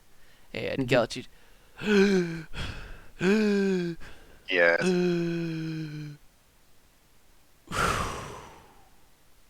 You're very cold, though. But I as gently as possible let you down onto the ground. thank you. And she slips away for the next person. Siren pops back up. And there's Octo Siren waiting for the next passenger. My favorite game, Octos. I'll go ahead. I will go ahead and go next with Siren. What's your Constitution score? My con is a 14, so I got a +2. 14. Make me a Constitution check. Not a save, just a check. Nope, just a check. That is a 17. 17. You.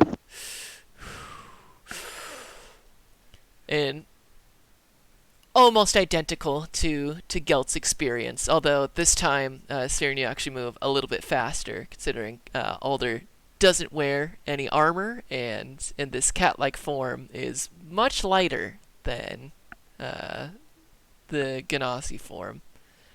You pull Alder down into the bowels of the Temple of the Black Bull and reappear in that room. Alder appears significantly smaller because he is a wet cat. Yeah. That's amazing. You have the urge to begin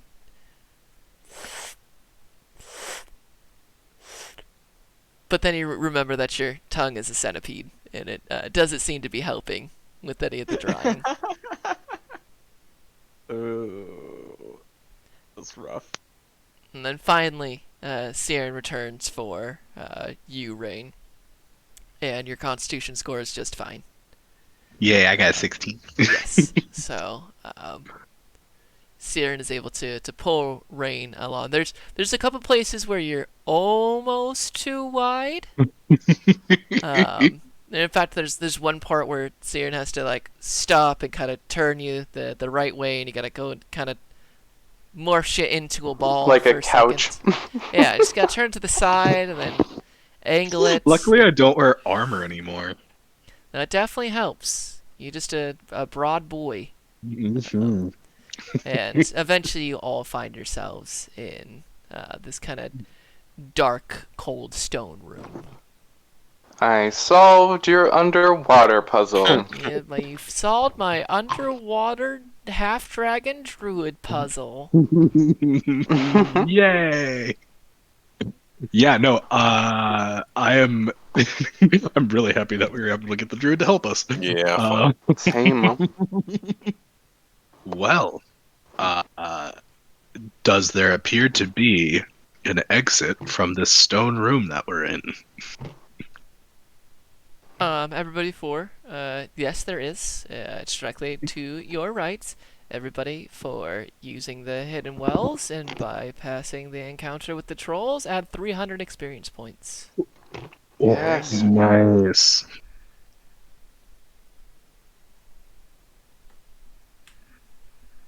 Much better than fighting trolls on the way I don't in. know about that. Sounds pretty exhilarating, you know. The adventuring addiction shines through. Yes, there is from where you guys popped out. So you pop out in that kind of top left corner on the map in area number 2, and going up some steps, you can see a door. Long aged, but still standing. Rain, do we have an open channel right now, or? Oh, are you still Oh, I'm saying as an octopus, baby. got it. At noticing that as we start investigating, I will use one of my bard slots, so I don't have to waste 10 minutes doing it, and cast Speak with Animals. So yes, now we do have an open channel. I'm quite sturdy in this form. Do you want to just peek ahead and see whether I should be going in first? Or? Yeah, let's open this up and we'll take a look and see what we can see inside real quick. Yeah. So does the door appear like immediately trapped or anything, Dom? Make an investigation check. Yes.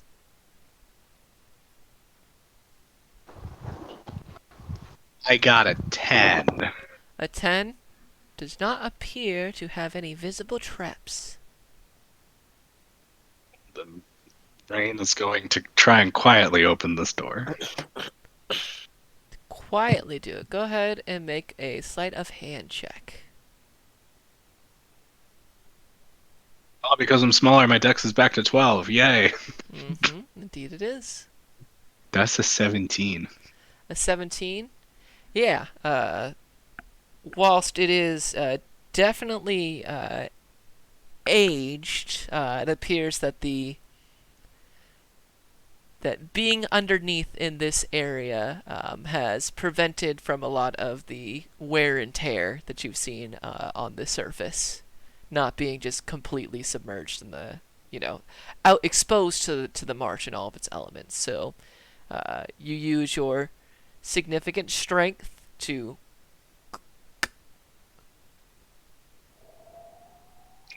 when you hear there's a slight you're like stop for a second and continue on. You're able to get the door open. Good. And then I assume I see on the other side of the door another door. Yes you do. Oh joy. Well, now that we're actually at the next door, can we hear anything on the other side? Make a perception check. Is that just me, or can other members of the party make a perception? Yeah, go ahead, party. Everybody make a perception check. Thank Ooh, you. ooh. That's not good. My passive's a 13, though. 13, It's a Passive 21. of 17. 21, 17, 13 from me. 13. Yes, as you open, you can hear the sounds of dripping water, cracking and falling stones, rattling chains, whimpering, and the muted sounds of this place is cut by screams of agony.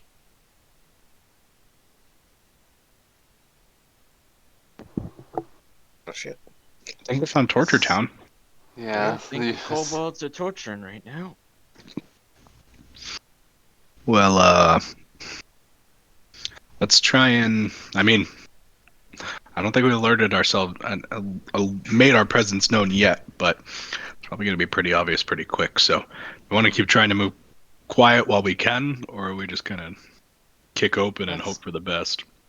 Well- Let's stay quiet as long as possible. It's stay quiet. Yeah, I would suggest that. And if it's iffy again and we're not sure on the other side of the door, I can kind of try to peek over. I can't do it a whole lot, but it is an option. Oh, And for meta knowledge, I do have clairvoyance on me if that is something we want to use. well, Hmm. we know that there's folks being tortured in there regardless, so we're going in this room no matter Yeah, so- what. I don't think we were. Yeah. Let's keep the clairvoyance for a little bit later, I think. Good enough. Well, I can't say that because I'm an octopus. Oh, you say that, and I translate for you. Yes, that's true. That's what friends I are for. nod to octopus hearing. Well, then let's try and quietly open this door again, and me a hopefully sleight of get the hand drop check. on them. You got it, dwarf. 19 this time. Yeah, this one seems to be in better state than the one behind you. So you